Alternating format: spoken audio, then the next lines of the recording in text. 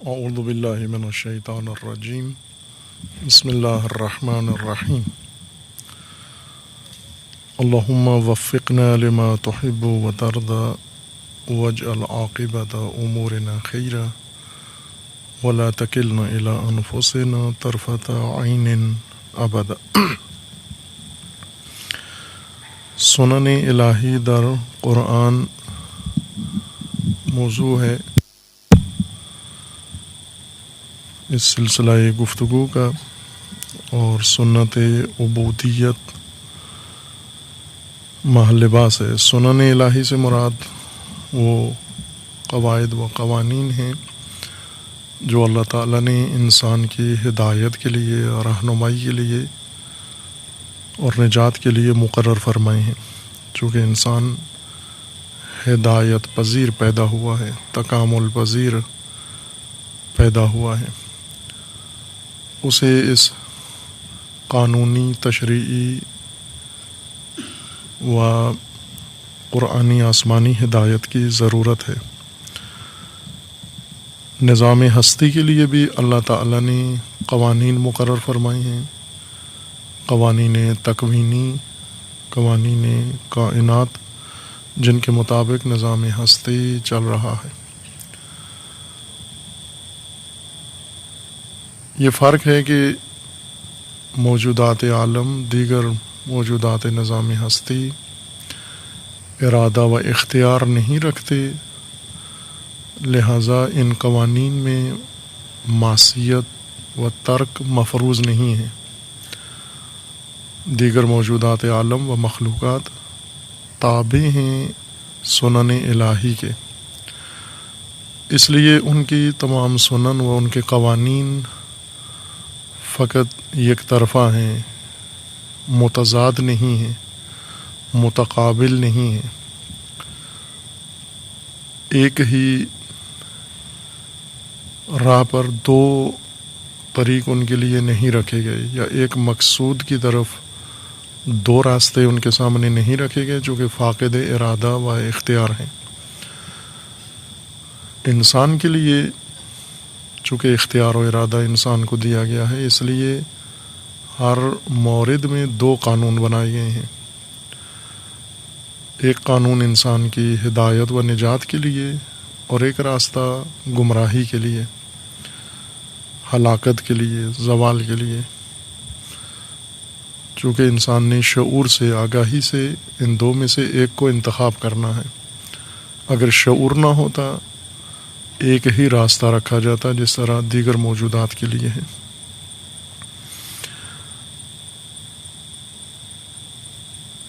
یہ ہدایت خدا نے آسمانی کتابوں کے ذریعے اور انبیاء کے ذریعے انسان تک پہنچائی ہے۔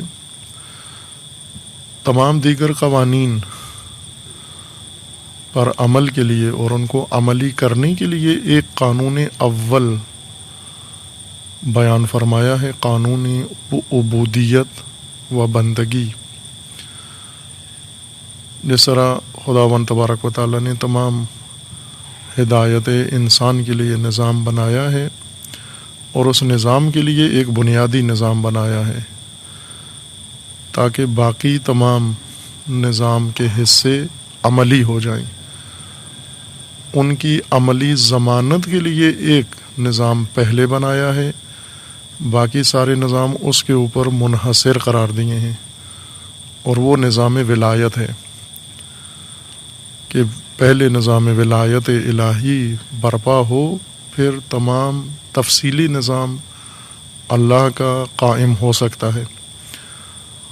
یہ ضمانت ہے، تضمین ہے اس کی، باقی نظام کی۔ اور اگر نظام ولایت قائم نہ ہو، باقی کسی نظام کی کوئی ضمانت نہیں ہے کہ وہ لاگو ہوگا یا قائم ہوگا یا اس پر عمل ہوگا۔ اسی طرح خداوند تعالیٰ نے انسان کے لیے یقینی بنانے کے لیے کہ تمام ہدایت الہی انسان دریافت کر لے، و تمام سنن و تمام قوانین، نجات دہندہ قوانین انسان اپنائے و اختیار کرے، اس کے لیے ایک بنیادی سنت بیان فرمائیے یا بنیادی ضابطہ اور وہ عبودیت و بندگی ہے کہ اگر انسان یہ ضابطہ عملی کر لے تمام باقی ہدایت یقینی ہو جاتی ہے. اور اگر عبودیت یقینی نہ ہو، عبودیت کے مقام تک انسان نہ پہنچے، عبدیت پر فائز نہ ہو، باقی احکام و قوانین الہی و سنن یقینی نہیں ہے کہ ان پر عمل ہوگا یا انسان انہیں اپنائے گا. ممکن ہے ان میں سے کچھ اپنائے اور کچھ کو چھوڑ دے. نؤمن ببعض و نکفر ببعض، یعنی مسلمان ہوتے ہوئے، اللہ کو مانتے ہوئے، اقرار و اعتراف کرنے کے باوجود تمام قوانین الہی پر عمل نہیں کرے گا، چونکہ مقام عبدیت حاصل نہیں کر سکا یا اپنے اندر وصف عبودیت پیدا نہیں کر سکا. عبودیت انسان کی حالت ہے جس کے نتیجے میں انسان آمادہ ہو جاتا ہے مکمل طور پر، ارادی طور پر، ذہنی طور پر، نفسانی طور پر، ہر پہلو سے فرمان بری کے لیے، اللہ کے فرمان کی بجا آوری کے لیے. یہ حالت جب انسان میں آتی ہے، یعنی انسان کے اندر یہ خضوع پیدا ہو، یہ لچک پیدا ہو، یہ آمادگی پیدا ہو، نرمی پیدا ہو، اور اس کے موانع، اس کے راہ میں جو رکاوٹیں وہ ساری انسان اپنے وجود سے دور کر دے، اپنے نفس سے دور کر دے، ختم کر دے. اس حالت کو حالت بندگی کہتے ہیں.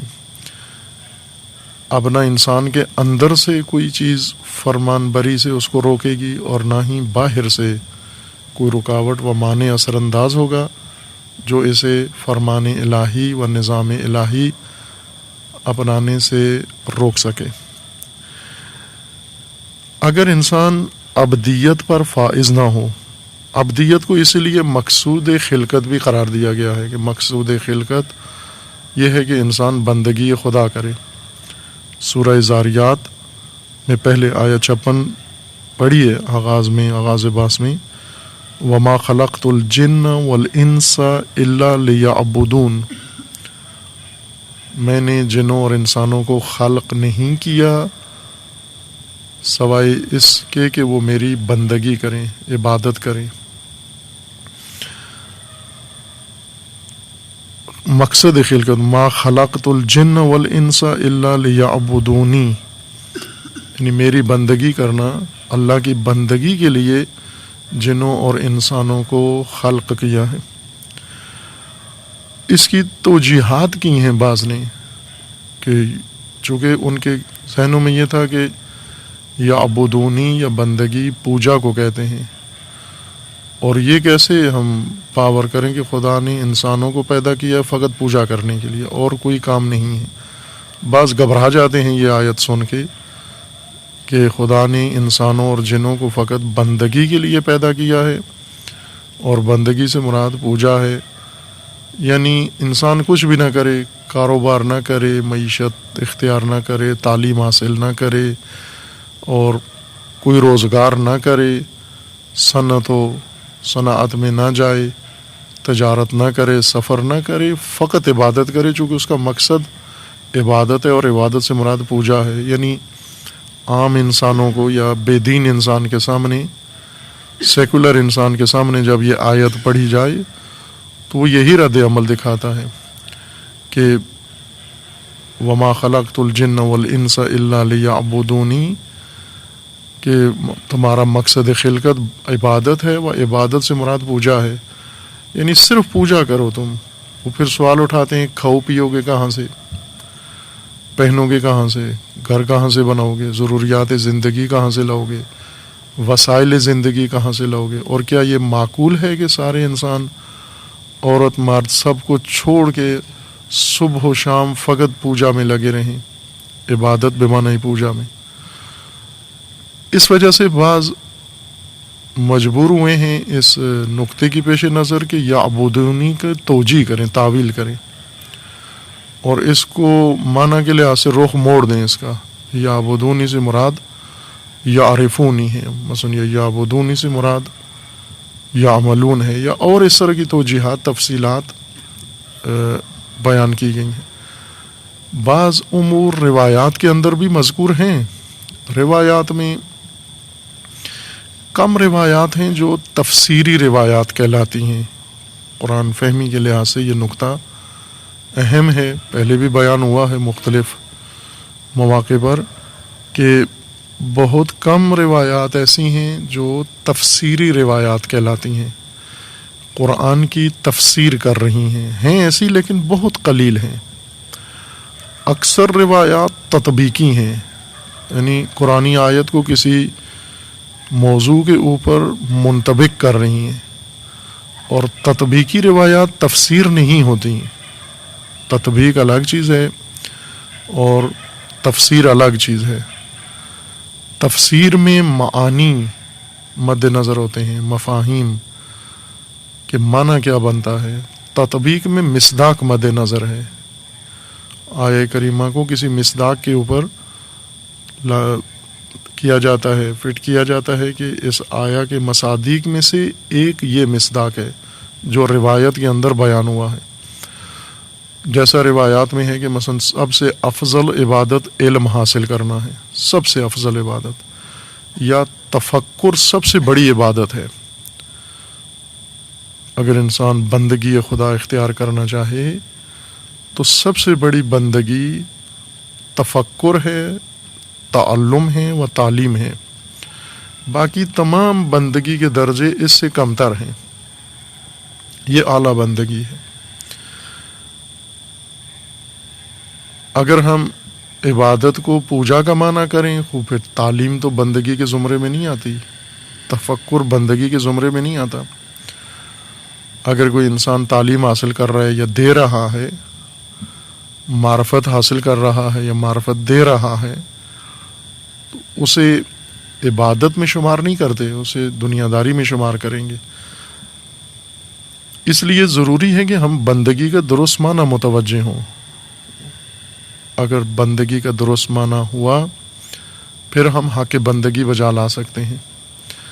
وما خلقت الجن والانس الا لیعبدون، اے یعبدونی یعنی میری بندگی کریں، اس لیے پیدا کیے گئے ہیں، یہ فقط اسی لیے پیدا کیے گئے ہیں۔ اللہ انحصار کے لیے ہے کہ فقط بندگی کے لیے پیدا ہوئے ہو، بندگی کے علاوہ کسی اور سرگرمی کے لیے، کسی اور ماموریت کے لیے، کسی اور فعالیت کے لیے آپ خلق نہیں کیے گئے، صرف بندگی کے لیے بنائے گئے ہو۔ بندگی کا معنی پوجا کرتے ہیں، یعنی فقط پوجا کے لیے ہم باقی کام کاروبار نہ کریں، ہم رزق نہ کمائیں، تجارت نہ کریں، ڈر جاتے ہیں۔ چونکہ بندگی کا معنی اشتباہ کرتے ہیں، غلط کرتے ہیں، پھر گھبرا جاتے ہیں اس بندگی سے۔ جب قرآن کریم میں مشاہدہ کرتے ہیں کہ آپ کو فقط بندگی کے لیے پیدا کیا ہے اور بندگی کا معنی خود سے کیا ہے پوجا، پھر ڈر جاتے ہیں کہ پوجا ہی کرتے رہیں گے تو کھائیں گے کہاں سے۔ بندگی سے مراد مکمل طور پر ہدایت الہی کو اپنانے کے لیے آمادگی ہے، ارادہ ہے، خضوع ہے، لچک ہے اپنے اندر، تذلل ہے، اپنے آپ کو پابند کرنا الہی فرامین کا بندگی ہے۔ تمام فرامین الہی کا پابند بنانا اپنے آپ کو۔ جیسے کچھ لوگ ہوتے ہیں اپنے آپ کو پابند کرتے ہیں، خصوصاً جن میں قوت ارادی کم ہوتی ہے، ان کے لیے ایک اچھا نسخہ ہے، یہ کریں، یہ رائج کام ہے۔ بعض قوت ارادی کے مالک ہوتے ہیں، ایک دفعہ ارادہ کر لیں عمل بھی ہو جاتا ہے ان سے۔ کچھ ایسے ہیں جو ارادہ کرتے ہیں اگلے لمحے پھر توڑ دیتے ہیں، کوئی وسوسہ ذہن میں آتا ہے، کوئی تخیل ذہن میں آتا ہے، کوئی اور رجحان کسی اور طرف چلا جاتا ہے، کوئی اور پرکشش چیز نظر آتی ہے، وہ پہلا ارادہ توڑ دیتے ہیں۔ سست ہیں، ناتوان ہیں، ارادے میں کمزور ہیں، مشکلات کا سامنا نہیں کر سکتے، خود اعتمادی نہیں ہیں، بزدل ہیں۔ اس قسم کی کمزوریوں کی وجہ سے، ضعف کی وجہ سے ارادے بنا کے توڑ دیتے ہیں۔ لیکن کچھ نہیں ہے ایسے، کچھ ایسے ہیں جن کے مضبوط ارادے، اگر ایک ارادہ کر لیا ہے کہ میں نے یہ کام کرنا ہے تو وہ کر دیتے ہیں. مثلا اس وقت بہت سارے دن کو ارادہ کرتے ہیں کہ آج رات ہم نے افطار کے بعد درس میں جانا ہے، لیکن افطار میں وہ جتنا میٹیریل کھاتے ہیں برتے ہیں، سموسہ پکوڑا، خصوصاً اگر کسی کی دعوت افطار پہ ہوں تو مصیبت اور زیادہ بڑھ جاتی ہے. پھر پیٹ جب زیادہ بھر جاتا ہے، ثقیل سنگین ہو جاتے ہیں، اٹھنے کے قابل نہیں رہتے، پھر کہتے ہیں چھوڑو آج رہنے دو، آج سستی ہے، نہیں جاتے، بعد میں جائیں گے. اور یہی عمل روز تکرار کرتے ہیں. مخصوصاً ٹھنڈا پانی پیتے ہیں، ٹھنڈی چیزیں پیتے ہیں. ٹھنڈی چیزیں مشینری کو جکڑ دیتی ہیں، اسے منجمد کر دیتی ہیں، بدن کی تمام مشینری کو، اس لیے بھاری ہو جاتا ہے انسان. بس کافی ہے ارادہ توڑنے کے لیے. لیکن جو قوی ارادہ رکھتے ہیں وہ کسی بھی حالت میں ہوں آ جاتے ہیں. میں نے بیان کیا تھا آپ کی خدمت میں، ایسے طلاب دیکھے ہیں جو ویل چیئر پر درس پڑھنے آتے تھے، اور ڈرپیں لگی ہوئی ہیں، ان کو پین کلر کھا کے یا لگا کے، ٹیکا لگوا کے، انجیکشن لگوا کے یا گولی لے کے درد کی کیفیت کو تھوڑا سا کم کر کے، لیکن درس ایک دن بھی نہیں چھوڑا. اس حالت میں کہ جس حالت میں انسان اپنے گھر میں بھی شاید تکلیف میں ہوتا ہے، اگر لیٹا ہوا ہو، بالکل آرام کرنا چاہے، نا آرام ہوتا ہے، اس حالت میں بھی وہ درس پڑھنے آئے ہیں. یہ قوی ارادے کے مالک ہیں، یہ مضبوط ارادے کے مالک ہیں. یا بعض مناظر ایسے ہیں، ہندوستانی فلموں میں یہ مناظر ہوتے ہیں، لیکن یہ حقیقی دنیا میں بھی ہیں. جو افسانے ہیں فلموں میں وہ حقیقی دنیا میں بھی ہیں.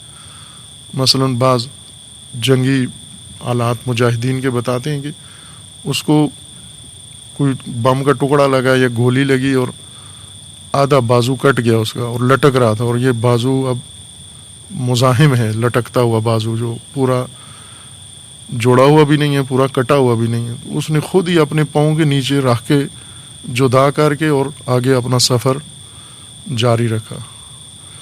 وہ عام آدمی کو کانٹا چبھنا کافی ہے،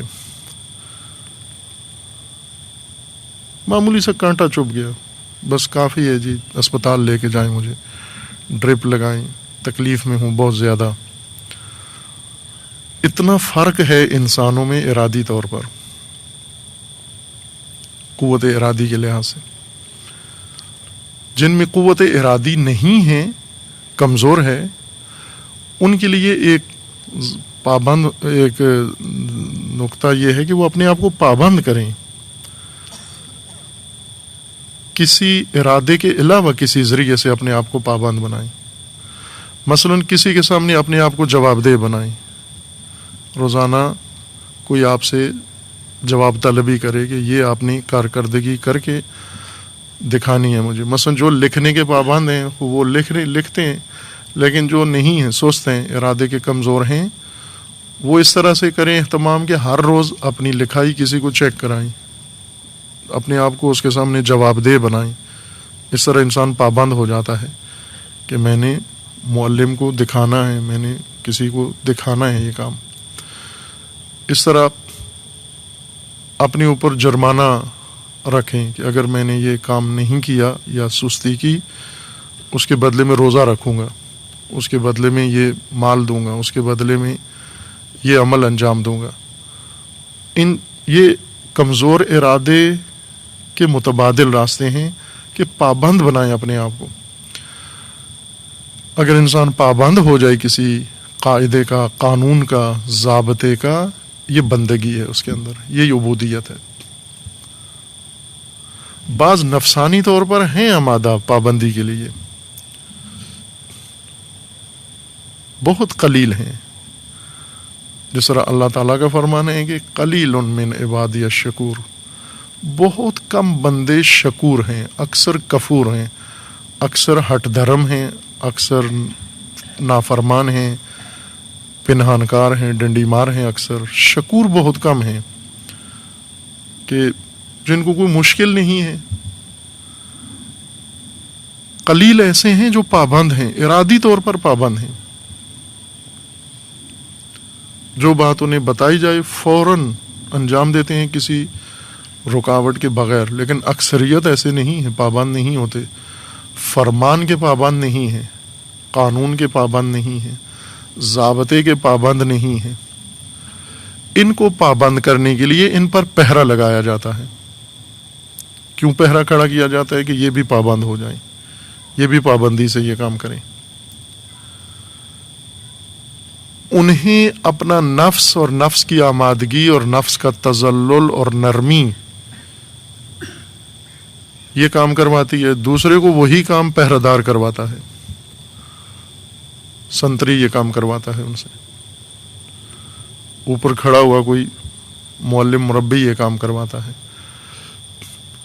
اپنے آپ کو پابند بنانا عبودیت و بندگی ہے، کہ جو اپنے آپ کو اللہ کے نظام و اللہ کے فرمان و اللہ کی ہدایت کا پابند بنا لے، یہ عبد خدا ہے۔ اس کے مقابلے میں جو حالت قرآن نے ذکر کی ہے، 3-4 حالات ہیں۔ ایک، جب عبد نہ ہو، یعنی یہ آمادگی نہ ہو، اگر یہ پابندی نہ کرے انسان، ایک استنکاف ہے، اس کے بارے میں اشارہ کیا تھا، خصوصاً حضرت عیسیٰ علیہ السلام کے بارے میں قرآن کریم نے فرمایا کہ عیسیٰ مستنکف نہیں ہیں، استنکاف میں مبتلا نہیں ہیں، عبدیت کے مقام پر فائز ہیں، ذرا برابر بیزاری نفس موسیٰ میں فرمان خدا کے بارے میں نہیں ہے، اطاعت رب کے بارے میں نہیں ہے، مکمل آمادگی ہے۔ لیکن موسیٰ کے عیسیٰ علیہ السلام کے پیروکار وہ مستنکف ہیں، ان میں یہ آمادگی نہیں ہے۔ انہیں یہ بتایا جا رہا ہے کہ جب آپ کا پیشوا عبد ہے خدا کا، تو آپ کو عبد ہوتے ہوئے کیا مشکل ہے؟ آپ اس بندگی سے کیوں دور ہیں؟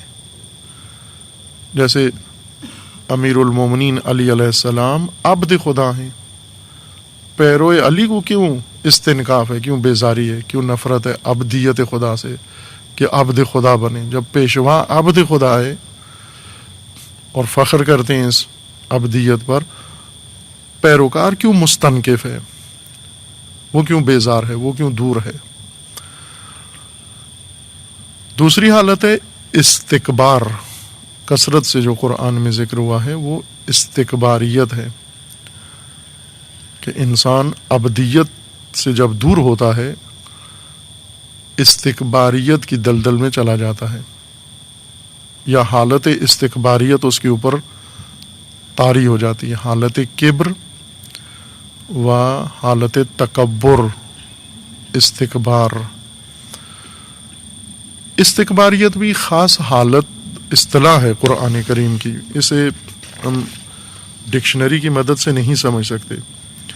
لغت بہت مؤثر ہے معارف قرآن کو سمجھنے میں، کہ لغت سے ہم مدد لیں، لیکن قرآن کی اپنی مخصوص اصطلاحات ہیں جو لغوی معانی سے مطابقت رکھتی ہیں، لیکن مراد معنی مکمل قرآن کا اپنا ہے۔ لغت ثقافتی معانوں کی ترجمان ہوتی ہے، تہذیب کی ترجمان ہوتی ہے لغت، زبان دین کی ترجمان نہیں ہوتی۔ ہم لغت کسی بھی زبان، کسی بھی قوم کی زبان ہو، کسی بھی خطے کی زبان ہو، وہ زبان اس خطے کی تہذیب کی ترجمانی کرتی ہے۔ مشترک الفاظ فراوان ہیں زبانوں کے اندر، ایک لفظ فارسی میں بھی ہے، ایک لفظ عربی میں بھی ہے، وہی لفظ اردو میں بھی ہے، وہی لفظ ممکن ہے کسی اور زبان میں بھی موجود ہو۔ ایک لفظ ہے 4 زبانوں میں، اور ایک لفظ ہر زبان میں اپنی تہذیب کا ترجمان ہے۔ بعض الفاظ ہیں جیسے اردو میں عربی سے یا فارسی سے منتقل ہوئے ہیں، لیکن معانی ان کے بدل گئے ہیں، چونکہ اردو تہذیب، ہندی تہذیب فارسی تہذیب سے مختلف ہے۔ مثال کے طور پر ایک مثال میں عرض کرتا ہوں کہ ہم اردو میں ایک لفظ استعمال کرتے ہیں بال، سر کے بالوں کے لیے بال کا لفظ استعمال کرتے ہیں، یہ فارسی لفظ ہے بال، لیکن فارسی میں جن کو ہم بال کہتے ہیں اسے منہ کہتے ہیں، منہ، بال نہیں کہتے اس کو۔ اصل لفظ فارسی کا ہے بال، اور فارسی سے اردو میں منتقل ہوا ہے۔ جس معنی میں فارسی والے بال کا لفظ استعمال کرتے ہیں اس معنی میں یہ لفظ بال اردو میں استعمال نہیں ہوتا، اور جس معنی میں اردو میں بال استعمال کرتے ہیں اس کے لیے اہل فارس اور لفظ استعمال کرتے ہیں۔ مثلا جن کو ہم بال کہتے ہیں، جن اعضاء کو یا بدن کے جیسے حصے کو، اسے وہ منہ کہتے ہیں، منہ۔ بال کہتے ہیں پرندے کے پر،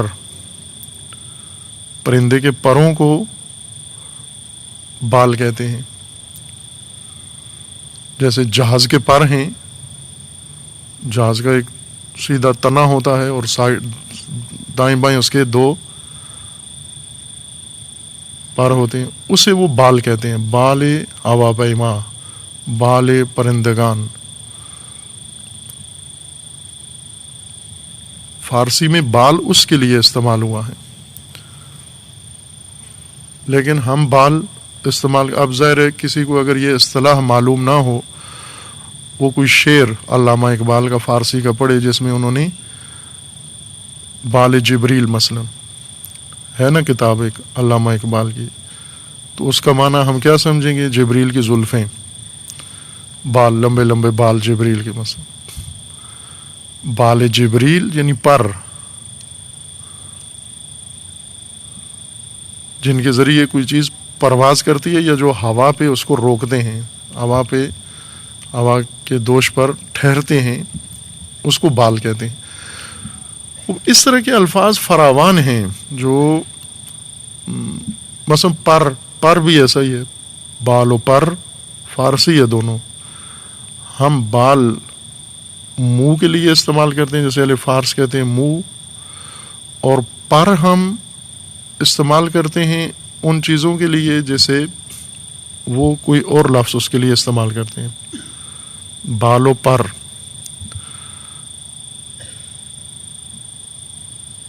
اس طرح کی فراوان اصطلاحات ہیں جو روزمرہ زندگی میں کیوں ایسے ہیں؟ چونکہ ثقافت الگ الگ ہے، تہذیب الگ ہے۔ یہ لفظ ہماری تہذیب میں اس لفظ کا اس معنی کا ترجمان ہے، یہی لفظ اس تہذیب میں، اس ماحول میں اس معنی کا ترجمان ہے، اور دونوں دین کے ترجمان نہیں ہیں۔ تہذیب و ثقافت کے ترجمان ہیں جو آبا کی میراث ہے، رسم و رواج ہیں، آبائی انسان کے بنائے ہوئے قاعدے، ضابطے، رسم رواج، آداب، یہ تہذیب کہلاتی ہے۔ دین کی ترجمانی نہیں کرتے۔ اصطلاح میں قرآن کریم نے جو کچھ معانی بیان کیے ان الفاظ کے ذریعے سے ارتباط ضرور ہے لغت کے معانی میں اور اصطلاح کے معنی میں یا قرآن کے معانی میں، لیکن ایسے نہیں ہے کہ ہو بہو جو لفظ ہم تہذیب میں استعمال کرتے ہیں وہی قرآن میں مراد لیا گیا ہو۔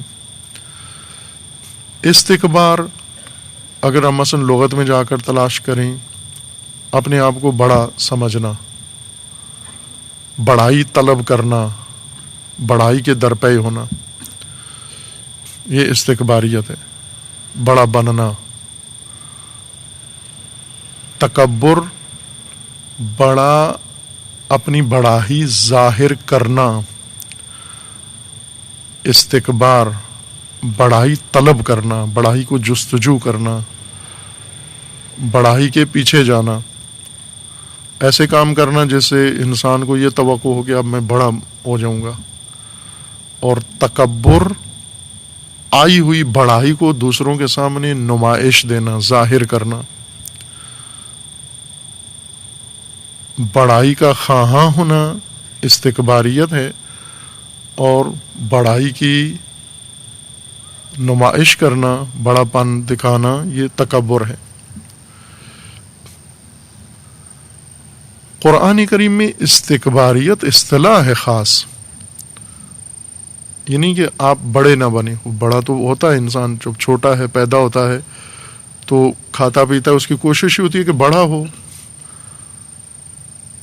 اور ہو جاتا ہے بڑا. جیسے استعمار ایک اصطلاح ہے، استعمار، اور بہت اچھی اصطلاح ہے، لغت کے لحاظ سے بہترین معنی ہے. تعمیر، غیر آباد اور ویران جگہ کی تعمیر کا ارادہ کرنا یا انتظام کرنا استعمار ہے. کھنڈر بن گئی ہے جو چیز، متروک ہو گئی ہے، ویران ہو گئی ہے، لوگوں نے اس کو تعمیر کرنا چھوڑ دیا ہے، کوئی دوسرا آ کر اس کو تعمیر کرے، یہ عمل اس کا استعمار ہے، یعنی تعمیر کا خواہاں ہے، تعمیر کا اہتمام کرنا چاہتا ہے. جو اصطلاح رائج ہوئی ہے سماجیات میں اور عمرانیات میں اور اس کے بالتبع سیاسیات میں استعمار کی، وہ یہ ہے کہ تعمیر کے بہانے قبضہ کرنا، تعمیر کی نیت سے آ کر قبضہ کر لینا. جیسے قبضہ گروپ آتا ہے کہ ہم آپ کو یہ زمین آباد کر دیتے ہیں، لوگ خوش ہوتے ہیں، ٹھیک ہے آپ آباد کر کے دے دیں، وہ آباد کر لیتے ہیں، پھر خود بیٹھ جاتے ہیں اس کے اوپر اور ان کو نکال دیتے ہیں. جیسے فلسطینیوں کو یہودیوں نے، برطانیہ نے فلسطین آباد کر کے دیا ہے، سرخیز علاقہ تھا، ان سے آباد نہیں ہو رہا تھا، انہوں نے کہا کہ ہم آپ کو، ہمیں موقع دو، آپ کے کھیت، آپ کے یہ زمینیں سب آباد کر کے دیتے ہیں، باغات. انہوں نے کہا ٹھیک ہے آباد کر کے دیں، اور آباد ایسے کیے کہ فلسطینیوں کو ہی نکلنا پڑا. اور اب گلگتیوں بلتستانیوں کی باری ہے کہ ان کو آباد کرنے کے لیے انتظام ہو رہا ہے کہ آپ کو بلتستان آباد کر کے دیتے ہیں، اور بہت خوش ہیں کہ اب ایک آباد بلتستان ہوگا، ہو جائے گا لیکن اس میں بلتی کوئی نہیں ہوگا.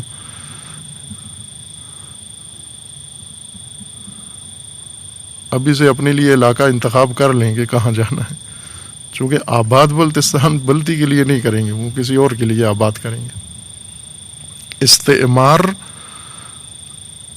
لغت میں بہت اچھا معنی ہے، تعمیر کرنے والے، تعمیر کے لیے انتظامات کرنے والے، غیر آباد جگہوں کو آباد کرنے والے، ویرانیوں کو آبادیوں میں بدلنے والے،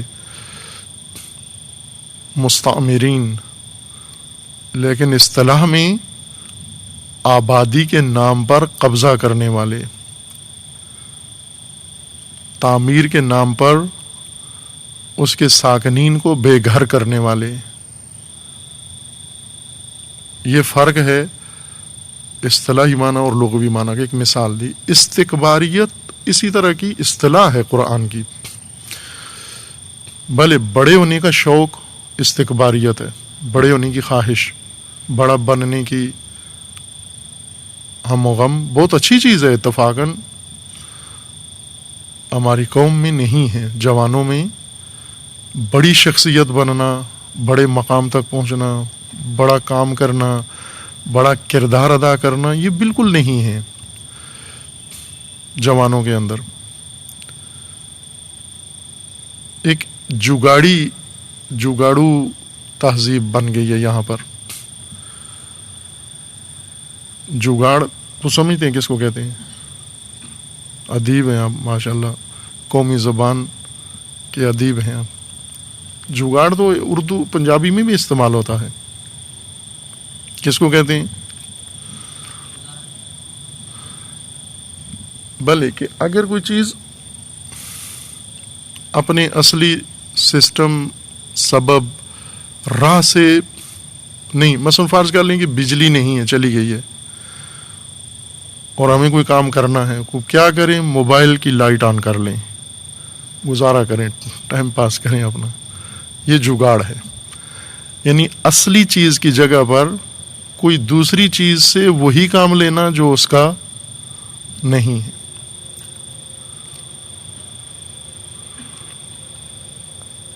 دوا نہیں ہے ویسے دم پھونکنا اس کو مثلا اور پھکی دے دینا، یہ جگاڑ ہے، یہ جگاڑو تہذیب ہو گئی ہے کہ تعلیم کا نظام، تربیت کا نظام، پرورش کا نظام مفقود ہے. بس کسی طرح ان ڈگریوں کی مدد سے ہم اپنے لیے کوئی روزگار تلاش کر لیں، اور وہ بھی چھوٹا موٹا روزگار. کہتے بھی ہیں کوئی چھوٹی موٹی جگہ مل جائے، بس زیادہ ہمیں نہیں چاہیے، اس سے زیادہ کے خواہاں نہیں ہے. ملازمت وہ بھی چھوٹی موٹی، ملازمت بڑی ہو تو بھی چھوٹی ہی ہوتی ہے، چونکہ ملازمت ہے. چاہے جائے کہ وہ چھوٹی موٹی ہی ہو، ملازمت ہو لیکن چھوٹی موٹی ملازمت ہو. یہ بہت پست ہمتی ہے، پست ارادہ ہے، بہت پست ارادہ ہے.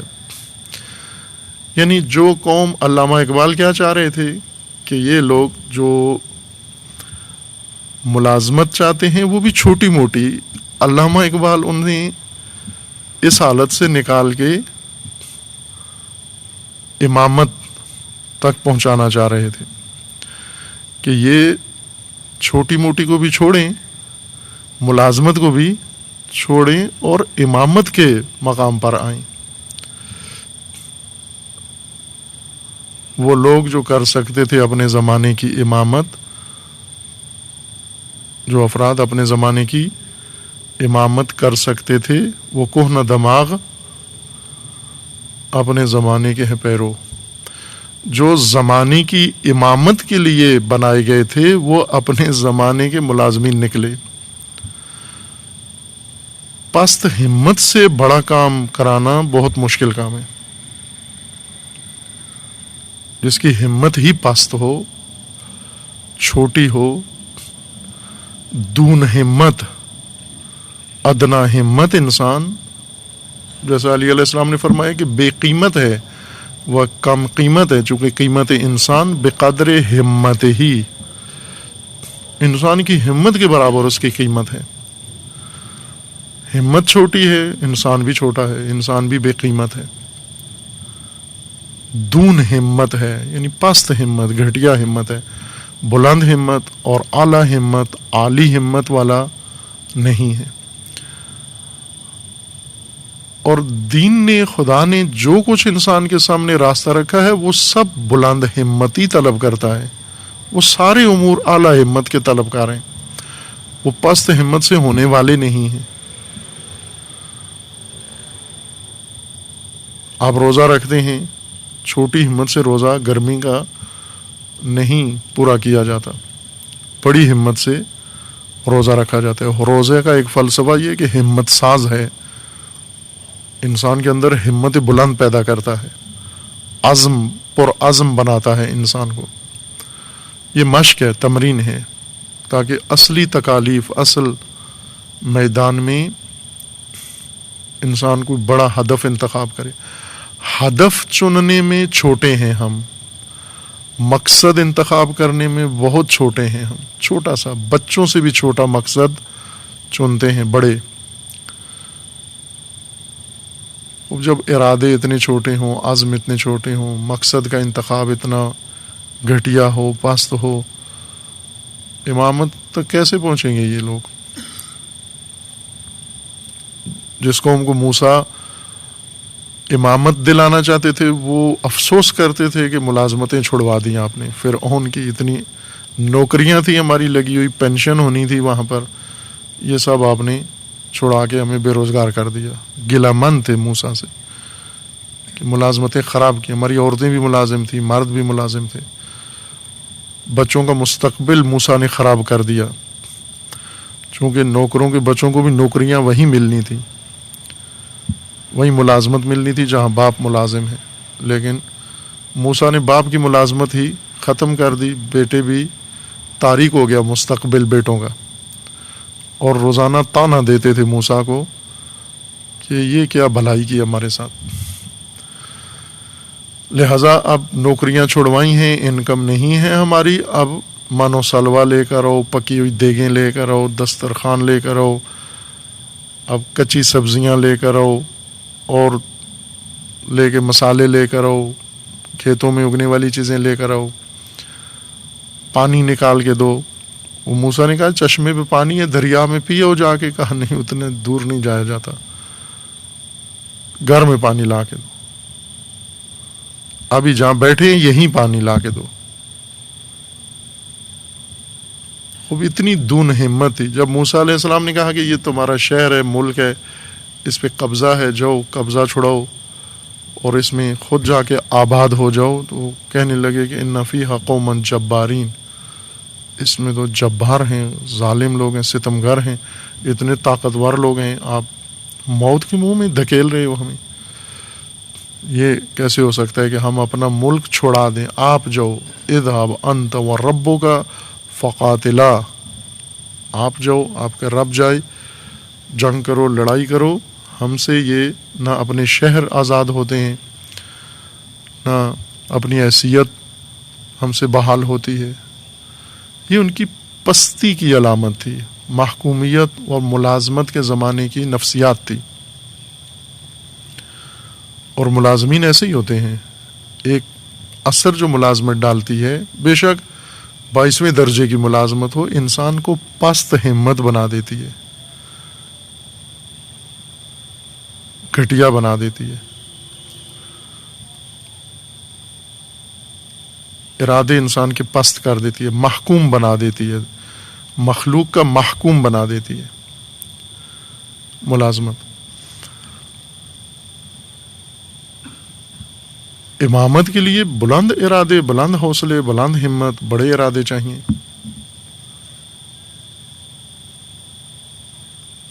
بزدل ہیں اور بزدلوں والے اقدام کرتے ہیں،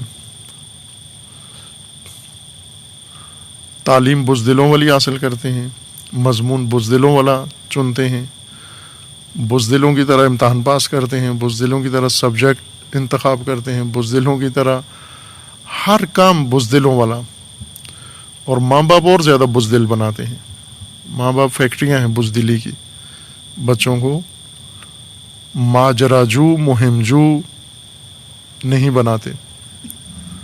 یہ اہلیان بلتستان میں سے جو اتنی سر بے فلک چوٹیاں ہیں ان کی، یہ خود کبھی بھی نہیں گئے ان چوٹیوں پر۔ جب کسی علاقے میں مثلا صحرا میں کوئی انسان ہے تو صحرا میں تو جائے، دریا کے کنارے ہے تو دریا میں جائے، اندر نہائے۔ جو سمندر کے ساحل پہ رہتے ہیں وہ تیراکی سیکھیں، جو پہاڑوں کے دامن میں رہتے ہیں پہاڑوں پہ چڑھیں، کوہ نورد ہوں، شکاری ہوں، وہاں رہتے ہیں، لیکن ان سر بے فلک چوٹیوں پہ جاتے نہیں ہیں۔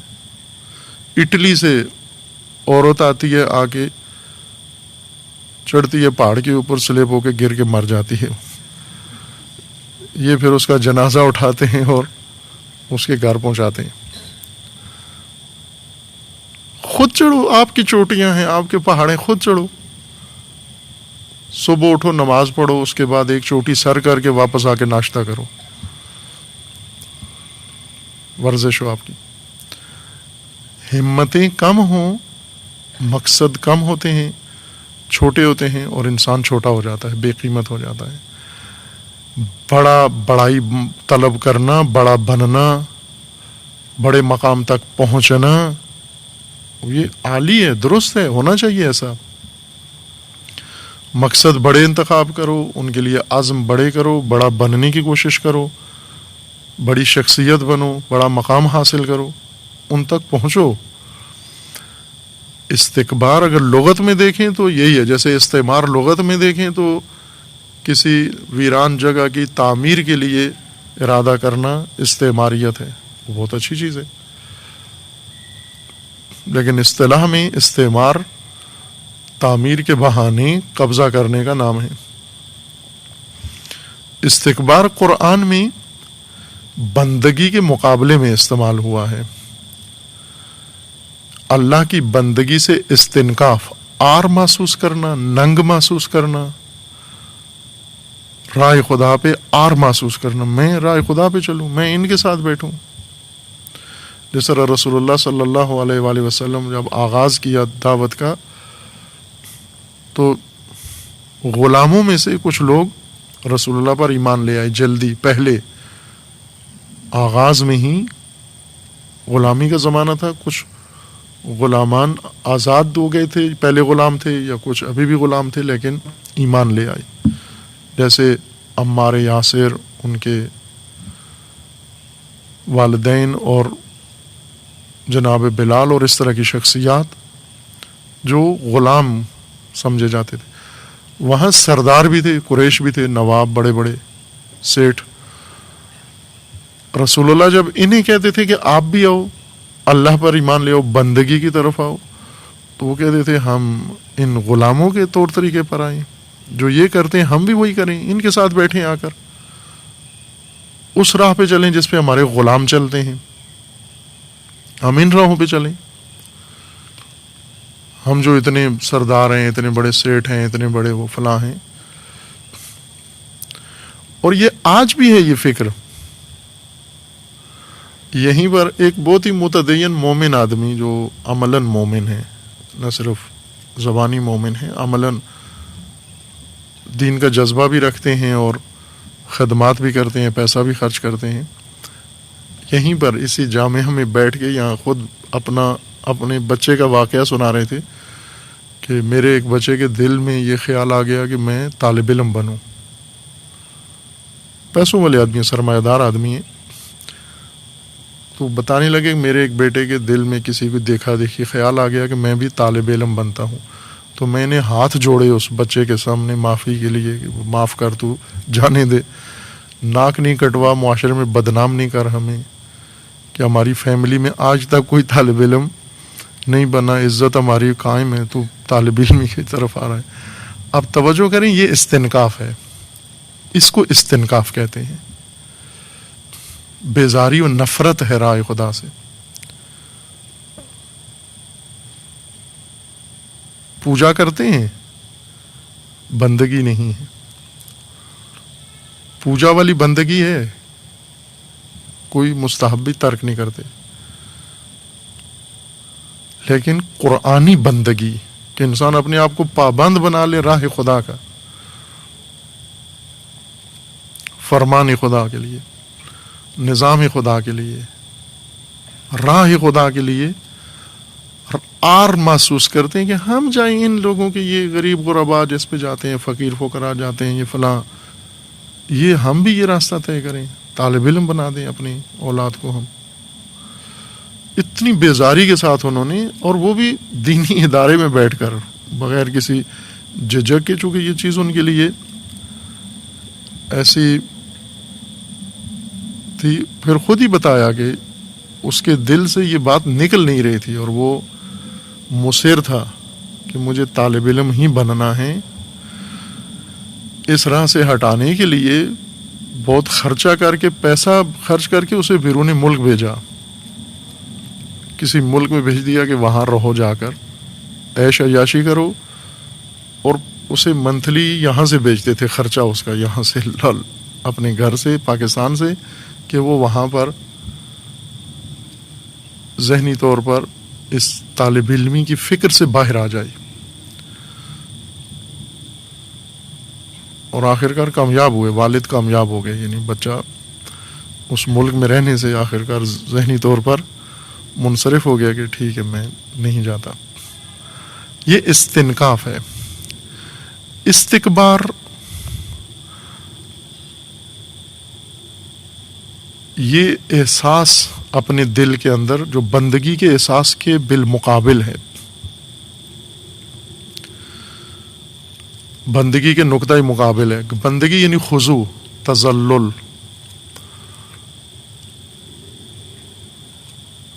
نرمی، لچک اور فرمان برداری کا احساس اپنے اندر، قانون کی پیروی۔ استکباریت کا مطلب یہ گران گزرنا، بھاری لگنا ایک کام اپنے لیے، کہ میری جیسی شخصیت، ہم جیسے انسان، اور وہ اس راہ پر آئیں، ہم اللہ کی بندگی کریں، ہم بھاری لگتا ہے، گران گزرتا ہے جن پر، بندگی گران گزرتی ہے جن پر۔ کیوں گران گزرتی ہے؟ چونکہ نفس کے اندر کبر پایا جاتا ہے، احساس بڑائی پایا جاتا ہے، یعنی بندگی کی نسبت احساس بڑائی پایا جاتا ہے کہ میں اپنی مرضی چھوڑ دوں، میری بھی تو کوئی مرضی ہے نا. جیسے بعض کہتے ہیں مستکبر ہمیشہ کہتے ہیں کہ پھر میری مرضی کا کیا بنے گا، میں بھی تو کچھ ہوں نا، میں بھی تو احساس رکھتا ہوں، میں بھی خیال رکھتا ہوں، ارادہ رکھتا ہوں، میرے ارادے کا کیا بنے گا. جو اللہ کے مقابلے میں کہ میرا بھی ارادہ ہے، یہی مستکبر ہے. اپنے ارادے کا اظہار اللہ کے مقابلے میں، اپنی خواہش کا اظہار اللہ کے مقابلے میں، اپنی چاہت کا اظہار اللہ کے مقابلے میں، اور اس کو ترجیح. جیسے بندگی گران گزرتی ہے، آر محسوس ہوتی ہے، اور بندگی سے اپنے آپ کو برتر سمجھتا ہے کہ میں وہ شخصیت یا وہ ہستی، بندگی میرے ساتھ جچتی نہیں ہے.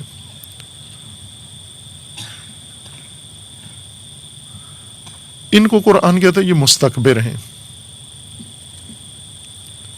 بندگی کے نقطۂ مقابل. ایک اصطلاح ہے استکباریت، سیاسی اصطلاح ہے، وہ قرآنی اصطلاح سے ماخوذ ہے لیکن خاص سیاسی اصطلاح ہے، جس معنی میں شیطانی طاقتیں، بڑی طاقتیں جو تمام دنیا پر اپنی بڑائی، برتری نافذ کرنا چاہتے ہیں، لاگو کرنا چاہتے ہیں، حاوی ہونا چاہتے ہیں، ان کو مستکبر کہتے ہیں. جیسے امریکہ ہے، مستکبر ہے، یعنی جس ملک و قوم کے اندر یہ احساس ہو جائے کہ ہم برتر قوم ہیں اور دوسری قومیں حقیر ہیں، یہ استکباریت ہے. ایک قوم کی دوسری قوم کی نسبت، یہ سیاسی اصطلاح ہے. قرآن میں استکباریت بندگی کے مقابلے میں ہے، پیروی قانون خدا کے مقابلے میں یہ احساس اور یہ حالت. بندگی میں انسان کے لیے پیروی قانون الہی آسان ہے، رغبت کے ساتھ انسان پیروی کرتا ہے. استکباریت میں یہی چیز گران گزرتی ہے، یہی پیروی گران ہے، بھاری ہے. وَإِنَّهَا لَكَبِيرَةٌ إِلَّا عَلَى الْخَاشِعِينَ. بندگی خدا، عبادت خدا بھاری لگتی ہے، ان کو بہت بھاری لگتی ہے. اب آپ خود احساس کریں کہ 2 رکعت نماز نافلہ یہ زیادہ مشقت والا کام ہے یا دھوپ پہ کرکٹ کھیلنا؟ عام سی بات ہے نا. یہ تو کیا زیادہ سخت ہے؟ دھوپ پہ کرکٹ کھیلنا گھنٹوں، یہ زیادہ سخت کام ہے. 2 رکعت نماز انسان پڑھے پنکھا لگا کے، اے سی لگا کے، یہ تو بہت آرام سے کام ہے. یہ طلاب ہی اگر انہیں مثلا پابندی اٹھا لیں ان سے نوافل کی، کتنے نوافل پڑھیں گے رغبت کے ساتھ. اور اگر قانون اٹھا دیں ہم کہ یہ نماز کے وقت جو کام کرنا چاہتے ہیں کریں، کوئی پابندی نہیں ہے نماز میں آنا، کیا کریں گے؟ یہ نماز میں آئیں گے؟ بھلے بندگان نماز میں آئیں گے، عبد نماز میں آئیں گے، مستکبر نہیں آئیں گے. مستکبر یعنی جس پر بھاری ہے یہ چیز، بندگی خدا بھاری ہے، جس پر سنگین لگ رہی ہے اس کو، اور لہو بہت پر مشقت ہے، پسینہ ہے، پیاس ہے، دھوپ ہے، جلن ہے، لہو رغبت سے کرتا ہے، کوئی بھاری کام نہیں ہے. لہو میں اس کو کوئی کام بھاری نہیں لگتا، بندگی میں بھاری لگتا ہے سارا کام، کیونکہ لہو اپنے من کی چاہت ہے، اپنا اس کا ارادہ ہے، خواہش ہے، ہوا ہے. اور بندگی اللہ کا ارادہ ہے. اللہ کے ارادے پہ چلنا اس کے لیے بھاری ہے، بے شک مشقت نہ ہو، سرا برابر اس میں کوئی تکلیف نہ ہو، بہت راحت آسان. جیسے مثال دی، گراؤنڈ میں دھوپ ہے، اسٹیڈیم میں دھوپ ہے، گلی میں دھوپ ہے، سختی ہے، اور نماز خانے میں اے سی لگا ہوا ہے، پنکھا لگا ہوا ہے، وقت بھی نماز کا ہے، آذان ہوئی ہے، اب دیکھ لیں کہ بھاری کیا ہے. اگر آذان سن کے نماز کی طرف آئے بہت بھاری لگتا ہے اس کو، اب نماز پڑھوں گا، اب وضو کرنا پڑے گا، اب یہ بیٹھنا پڑے گا، مسجد جانا پڑے گا. خوب اس میں کیا مشقت ہے، یہ تو بہت آسان ہے آپ کے لیے. چونکہ اس میں پیروی امر خدا ہے. لاو، اب گراؤنڈ میں جاؤ گے، اتنا سامان اٹھاؤ گے، وہاں جا کر دھوپ میں کھڑے ہوگے، وہاں دوڑو گے، وہاں اتنی گرمی ہے، پنکھا بھی نہیں ہے، کچھ بھی نہیں ہے، اب یہ سارے کام کرو گے. مثلا کھیل کی یونیفارم بھی پہنو گے، یہ سب سخت نہیں ہے؟ نہ سخت نہیں ہے. کیوں نہیں ہے؟ چونکہ نفس کا ارادہ ہے، خواہش اندر سے نفس کی طلب ہے، یہ نفس کہہ رہا ہے یہ کام کرو. بس یہ عبد خدا نہیں ہے، عبد نفس ہے، پابند ہے فرمان نفس بجا لانے کے لیے. ارادہ خدا و امر خدا کے لیے اس میں آمادگی نہیں ہے. امر خدا کا بھاری لگنا، اس کو گران سمجھنا اور اپنے آپ کو اس سے بالا تر سمجھنا، استنکاف کر کے، اور عبادت خدا یا بندگی خدا کے اپنے لیے حقارت سمجھنا، گھٹیا سمجھنا، یہ استکباریت ہے. گران گزرنا، سخت گزرنا انسان کے اوپر. سورہ آیہ کریمہ جو بیان کی تھی آپ کی خدمت میں، جس میں حضرت مسیح علیہ السلام کے متعلق اللہ تعالیٰ کا فرمان ہے، سورہ النساء آیہ 172 میں، لن یستنکف المسیح ان یکون عبدا للہ.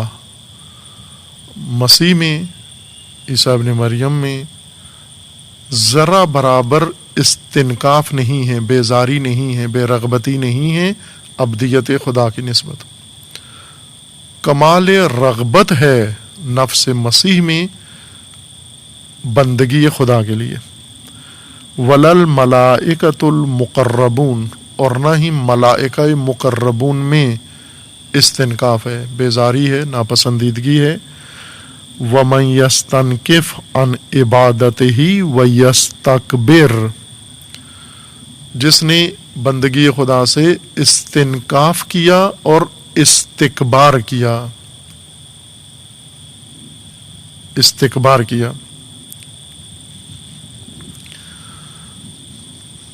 یہ مثال جو پہلے بتائی تھی اس مومن کی، کہ انہیں اپنے بیٹے کے ارادے بہت گران گزرا، انہیں اتنا بھاری لگا کہ بیٹا طالب علم بنے. وہ اپنے خاندان کی بے عزتی اس میں سمجھ رہے تھے کہ آج تک ہمارے خاندان میں، جیسے کہتے ہیں نا، آج تک ہمارے خاندان میں کوئی تھانے نہیں گیا، کوئی پکڑا نہیں گیا، آج تک ہمارے خاندان میں، یہ اس طرح کا احساس کر کے وہ کہہ رہے تھے آج تک ہمارے خاندان میں تو کوئی طالب علم نہیں بنا.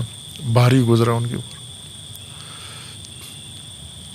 ایک سابقہ توفیق تبلیغ کی جو ابھی کچھ سلب ہو گئی متاسفانہ، ان ایام میں ملک سے باہر بھی موقع ملتا تھا جانے کا. کچھ ممالک میں جاتے تھے جہاں پاکستان کے طلاب پڑھنے کے لیے گئے ہوئے ہیں، وہاں پر ظاہر بھاری فیسیں ہیں، وہاں پڑھنا آسان نہیں ہے. ان بھاری فیسوں کے ساتھ پڑھتے ہیں. کچھ کو حکومت کی طرف سے وظیفہ ملتا ہے، کچھ ویسے مومنین کے تعاون سے وہاں پڑھتے ہیں، کچھ کے اپنے خاندان کی درآمد ہے، اپنے والدین زحمت محنت کر کے انہیں پڑھاتے ہیں. بعض وہاں مشکل میں ہو جاتے ہیں، اپنی فیسیں پوری نہیں کر سکتے، ملازمتیں کرتے ہیں. پی ایچ ڈی کے ملازم جو خود میں نے دیکھے، یہ سنی سنائی باتیں نہیں ہیں، دیکھی ہوئی صورتحال ہے. پی ایچ ڈی ڈاکٹریٹ کے ملازم طالب علم جو کر چکے تھے تقریباً ڈاکٹریٹ، اپنے اخراجات پورے کرنے کے لیے وہ رات کو ہوٹل میں چوکیداری کرتے تھے، سخت سردی میں ہوٹل کے دروازے پر ساری رات کھڑے رہتے تھے چوکیدار کی حیثیت سے، اور تاکہ اپنی تعلیم کا خرچ نکال سکیں۔ کچھ ایک دو نظر آئے جو پیٹرول پمپ پہ کام کرتے تھے، وہاں کے پیٹرول پمپ پہ طالب علم تھے، پڑھ رہے تھے، اور پیٹرول پمپ پہ ہفتے میں چند دن یا کچھ گھنٹے وہ آتے تھے، پیٹرول پمپ پہ کام کرتے تھے۔ کچھ ایسے تھے جو شاید انہیں یہ اجازت نہیں تھی، وہاں اجازت لینی ہوتی ہے کام کرنے کے لیے، اسٹوڈنٹس کو فیسیں پوری کرنے کے لیے وہ خود اجازت دیتے ہیں کہ آپ جاؤ کام کرو۔ اب ذرا P H D doctor hotel کا چپڑاسی یا ہوٹل کا چوکیدار بنا دیتے ہیں، ایک طرف سے اس کو ڈگری بھی دیتے ہیں اور ایک طرف سے اس کو یہ شخصیت بھی دیتے ہیں کہ آپ اس طرح سے پڑھو۔ کچھ ایسے تھے شاید ان کو نہیں تھی اجازت یا خود کام کے نہیں تھے موڈ میں کہ ہم کام کریں، محنت کریں، کہیں پیٹرول پمپ پہ کام کریں، کہیں ہوٹل پہ کام کریں تو اپنا خرچہ پورا کریں۔ یہ آ جاتے تھے مساجد میں مومنین کے پاس، خصوصاً ماہ رمضان میں آ کر مومنین سے مدد طلب کرتے تھے کہ ہماری فیس پوری نہیں ہو رہی ہے، ویزا ختم ہو جائے گا، تو آپ خدا را خمس میں سے، زکوٰۃ میں سے، ماہ رمضان ہیں، ثواب دارین ہوگا، تمہیں فلاں ہوگا۔ ہزار جتن کر کے وہ ایک ایک $2 مومنوں سے صدقات جمع کر کے پڑھتے تھے، وہ صدقات لے کر انجینئر بن رہے تھے، ڈاکٹر بن رہے تھے۔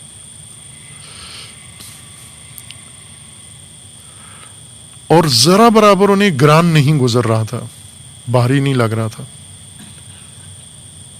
بالکل کسی کو آر محسوس نہیں ہو رہی تھی کہ میں فلاں خاندان سے ہوں، میں تو کل پڑھ لکھ کے ایک بڑا افسر بن جاؤں گا، ایک بڑی شخصیت بن جاؤں گا، اور یہ باتیں تو یاد رہیں گی۔ اس مسجد میں آیا تھا مانگنے کے لیے، جس نے $1 دیا ہے یاد رکھے گا کہ جب اسے بتاؤں گا میں فلاں مینیجر ہوں، تو کہے گا ہاں وہی ہے نا جو تو آیا تھا 10ویں رمضان کو چندہ مانگنے اور $1 میں نے بھی دیا تھا تجھے۔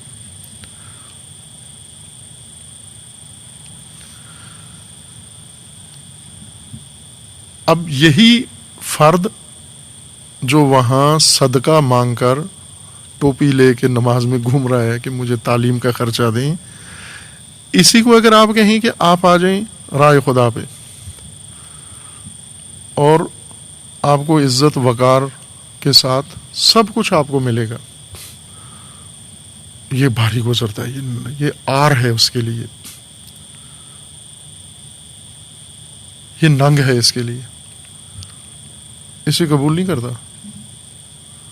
میں طالب علم بن جاؤں،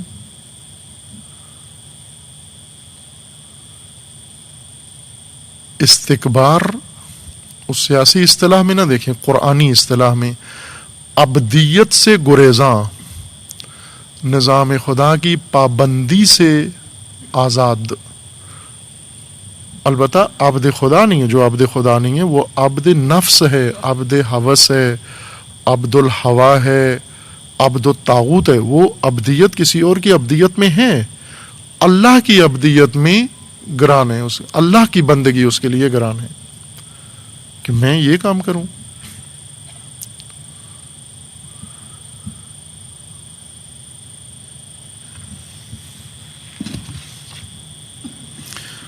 قرآن کریم میں ہے کہ خداوند تبارک و تعالیٰ کے فرمان کی بجاوری یا مقام ابدیت میں یہ سب سے بڑی رکاوٹ ہے، استکباریت، گران گزرنا، چونکہ نفس آمادہ نہیں ہے اطاعت خدا کے لیے، اطاعت فرمان نفس کے لیے آمادہ ہے، جیسے کہا کہ لہو کے لیے آمادہ ہے، عبادت کے لیے آمادہ نہیں ہے، مشقت والے کاموں کے لیے آمادہ ہے۔ مثلا یہ جو لہو کرتے ہیں بہت پر مشقت طریقے سے کرتے ہیں۔ فرض کریں جو ڈول پہ ناچتے ہیں، آسان ہے ناچنا ڈول پہ، گھنٹہ ناچنا، بقول ایرانیوں کے پدر آدم در میاں،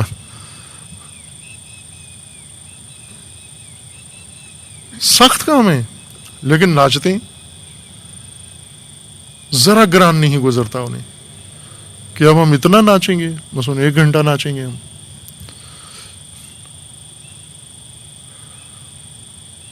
خرچ کرتے ہیں بڑے بڑے معصیتوں کے اوپر، گناہوں کے اوپر، لہو کے اوپر، لعب کے اوپر خرچ کرتے ہیں، ذرا برابر گران نہیں گزرتا. کیوں گران نہیں گزرتا؟ چونکہ نفس کے تمایل کے مطابق ہے یہ سب کچھ.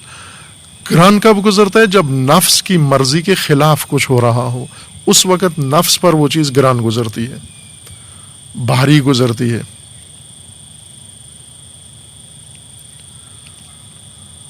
ٹی وی پہ مختلف، پاکستان ٹی وی ویسے ہی سارا ہی کمیڈین ہی ہے، جب بہت سیریس ہو تو بھی اس کے اندر مزاحیہ پن موجود ہوتا ہے، مسخرہ پن، وہ بلکہ بہت گرا ہوا.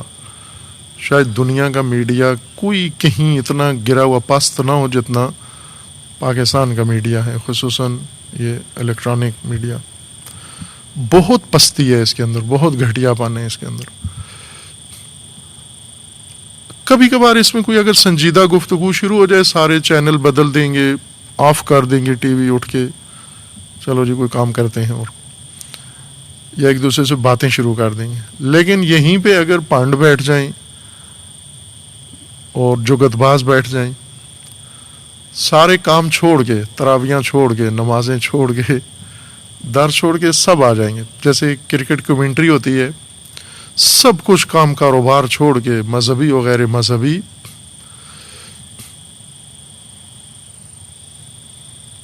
آ کے کرکٹ کمنٹری سنتے ہیں. وہ ایران میں مثالیں وہاں کی اس لیے دیتے ہیں چونکہ وہاں وقت زیادہ گزرا ہے ہمارا تعلیم کا، کہ مولانا صاحب گئے تنور پہ روٹی لینے کے لیے، تو ان کے آگے کوئی 100 آدمی اور کھڑا ہوا تھا ابھی لائن میں.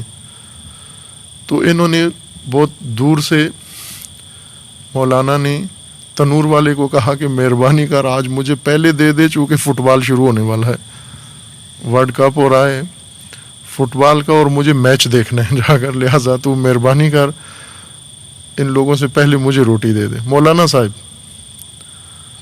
وہ مولانا کو بھی جلدی ہوتی ہے کہ نماز جلدی جلدی ختم کرو، تعقیبات آج نہ پڑھو چونکہ کمنٹری سننی ہے. جا کر نماز ختم ہوتی ہے، سلام پڑھتے ہیں تو ایک دوسرے سے پوچھتے ہیں کہ ذرا چیک کرو سکور کیا ہوا ہے.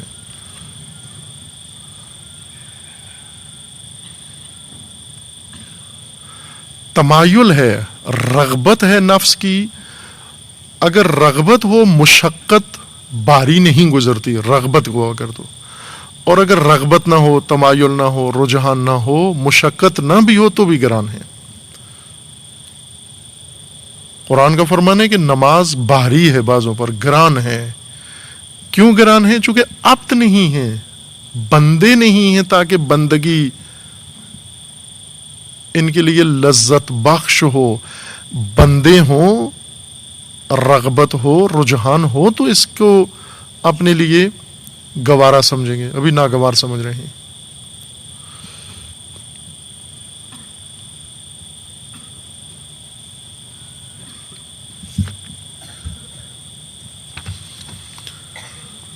اب دیکھیے قرآن کریم میں استکباریت جو ابدیت کے مقابلے میں ہے، بندگی، چند نمونے آیات کے مشاہدہ کریں. سورہ مبارکہ بقرہ آیت 34 میں اللہ تعالیٰ کا فرمان ہے وَإِذْ قُلْنَا لِلْمَلَائِكَةِ اسْجُدُوا لِآدَمَ فَسَجَدُوا إِلَّا إِبْلِيسَ أَبَى وَاسْتَكْبَرَ وَكَانَ مِنَ الْكَافِرِينَ. ملائکہ کو حکم دیا کہ آپ سجدہ کریں آدم کو، کہ یہ پہلے وضاحت ہوئی ہے سجدہ عبادی نہیں ہے جیسے انسانی سجدہ ہے کہ اعضائے سبعہ کو زمین پہ رکھنا، پیشانی زمین پہ رکھنا، دونوں ہاتھ کی ہتھیلیاں زمین پہ ہوں، دو گھٹنے زانو زمین پہ ہوں اور دونوں انگوٹھے پاؤں کے زمین کے ساتھ. یہ 7 چیزیں زمین سے مس ہونا سجدے میں واجب لازمی ہے. اگر ان میں سے ایک چیز بھی زمین کے ساتھ مس نہ ہوئی تو سجدہ نہیں ہے. یہ جو سجدے میں جا کر ایک انگوٹھے سے دوسرے پنڈلی کو خارش کر رہے ہوتے ہیں، کرتے ہیں نا یہ کام، بس جن کے بارے میں ہے کہ جو عبادت کو لہو سمجھتے ہیں، ملعبہ، مثلا سجدے میں ہے اور ہتھیلی تو زمین پہ ہونی چاہیے، دونوں ہتھیلیاں زمین کے اوپر. زمین، سجدہ زمین پہ ہوتا ہے. ہماری کوشش ہوتی ہے کہ کوئی نہ کوئی چیز حائل ہونی چاہیے ہمارے اور زمین کے درمیان، کہ زمین پر نہ کریں. زمین پہ سجدہ کرنے سے آر محسوس ہوتی ہے. مثلا ابھی باہر لان میں آپ نماز پڑھتے ہیں، اس میں بھی لکڑی بیچ میں رکھتے ہیں. یہ زمین ہے، لان یہ اولا ہے، سب سے افضل سجدہ زمین پر ہے. ایک تربت سید الشہداء مستثنا ہے، اس کی ایک اپنی اہمیت ہے، اس وجہ سے اس کے بارے میں روایات ہیں، ورنہ سب سے افضل سجدہ زمین پر ہے. مٹی، لان، گھاس، ریت، زمین ہو، جو اصل زمین ہو، ٹائل نہ ہو یا مصنوعی چیز نہ لگی ہوئی ہو، کپڑا نہ ہو، کارپیٹ نہ ہو، زمین ہو، زمین پہ سجدہ ہو. ہمیں زمین میسر بھی ہوتی ہے، پھر بھی عادت بنی ہوئی ہے سجدگاہ. تربت سید الشہداء نہ ہو، وہ لکڑی کی بنا لیتے ہیں، پھر بھی زمین پہ نہیں لگے سجدہ، زمین پہ کریں، سب سے افضل ہے. زمین پہ 7 چیزیں مس ہوں، ٹچ ہوں. سجدے میں جب ہے تو ساتھ میں ایک اٹھا کے ہاتھ وہیں سجدے کی حالت میں کان میں صفائی کر رہا ہے، سجدے کی حالت میں. سجدہ نہیں ہے، چونکہ ایک ہاتھ کی ہتھیلی زمین سے اٹھ گئی ہے، یا ایک پاؤں کے اوپر دوسرا پاؤں ایسے رکھا ہوا ہے، ایک انگوٹھا زمین پر ہے، دوسرا زمین پر نہیں ہے. حرکت نہ دے. 7 چیزیں زمین کے ساتھ مس ہوں، یہ سجدہ ہے انسان کا عبادی نماز کا سجدہ، جو مختص ہے اللہ تعالیٰ کے لیے. کسی اور کو سجدہ، یہ سجدہ نہیں کر سکتے، کسی اور کو. نہ نبی کو سجدہ کر سکتے ہیں، نہ امام کو سجدہ کر سکتے ہیں، نہ کسی اور کو، کعبے کو یہ سجدہ کر سکتے ہیں. یہ مختص ہے فقط خدا کی ذات کے ساتھ. عبادی سجدہ، اصطلاحی سجدہ، نماز کا سجدہ جیسے رسول اللہ نے کیا اور بتایا ہمیں. ملائکہ کو جو حکم تھا سجدے کا، وہ یہ سجدہ نہیں تھا. ایک تو زمین نہیں تھی، دوسرا ملائکہ کے یہ اعضائے سبعہ نہیں ہیں. ملائکہ کی پیشانی، 2 ہتھیلیاں، 2 زانو، 2 انگوٹھے نہیں ہیں. کیوں نہیں ہے؟ چونکہ جسمانی نہیں ہے، ان کا جسم ہی نہیں ہے. سجدہ سے مراد تسلیم ہو، تعظیم، تسلیم، قبول کرنا، حیثیت برتر خلیفہ خدا کی ماننا، اقرار کرنا، اس کو سجدہ کہا گیا. سجدہ یعنی تسلیم، خضوع. اللہ تعالیٰ نے ملائکہ کو حکم دیا. خوب، یہ بندگی تھی فرمان خدا کی، اصل فرمان خدا بجا لانا تھا. آدم موضوع نہیں ہے، فرمان خدا موضوع ہے. وَإِذْ قُلْنَا، یعنی جب اللہ نے حکم دیا ملائکہ کو سجدہ کرو، فَسَجَدُوا، انہوں نے سجدہ کیا، الا ابلیس، ابلیس نے نہیں کیا. ابلیس فرشتہ نہیں تھا. عبادت کی وجہ سے، کثرت عبادت کی وجہ سے فرشتوں کے مقام پہ جا پہنچا تھا، جو انسان بھی پہنچ سکتا ہے. یہ خود ذاتاً فرشتہ نہیں تھا، جن ہے، لیکن بندگی اتنی کی اس نے اللہ کی کہ ملائکہ کے درجے پہ جا پہنچا. جب ملائکہ کو حکم ہوا، اس نے وہ حکم انجام نہیں دیا. الا ابلیس، ابا، ابا کیا اس نے، انکار کیا اس نے. ابا یعنی منع کیا کہ میں نہیں کروں گا، امتناع کیا، منع کیا. واستکبرا، اور استکباریت دکھائی. استکباریت یعنی اس امر کو، فرمان خدا کو گران سمجھا،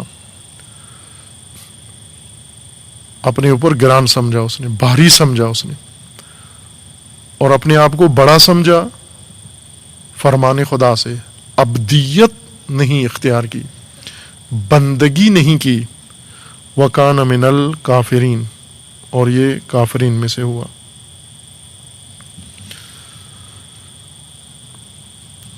सूरह मुबारक निसा में आया वो पहले जो पढ़ी आया 172 थी, आया 173 में है। आया 172 आपके सामने पढ़ी है, लन यस्तनकिफल मसीहु अन यकून अब्दन लिल्लाहि वलल मलाइकतुल मुकर्रबून व मन यस्तनकिफ अन इबादतिही व यस्तकबिर फसयहशुरुहुम इलैहि जमीआ। आया 173 में है, फअम्मल लदीना आमनु व अमिलुस सालिहात, जो लोग मोमिन हैं व अमल सालिह अंजाम देते हैं, फयुवफ़ीहिम उजूरहुम, हम मुकम्मल अजर उनका अता करेंगे, वफा करेंगे, पूरा अजर उनका मुकम्मल किसी कमी के बगैर अदा करेंगे उन्हें। व यजीदुहुम मिन फदले, और उस वफा के अलावा जो उनका अजर बनता है इस अमल साले का, उस पर मजीद भी देंगे तफज्जुल के तहत, मजीद फजल इलाही की तरफ से इनको मजीद भी अजर मिलेगा। व अम्मल्लज़ीना इस्तनकफू वस्तकबरू, लेकिन जो इस्तिनकाफ करते हैं वह इस्तिकबारियत करते हैं, यानी बेजारी का इजहार करते हैं और आर महसूस करते हैं और अपनी आप को बंदगी खुदा से बड़ा समझते हैं, ग्रान गुजरती है बंदगी खुदा उन पर, फयुअज़्ज़िबुहुम अज़ाबन अलीमा, इन्हें दर्दनाक अज़ाब देंगे। वला तजिदून लहुम मिन दूनिल्लाहि वलिय्यन वला नसीरा,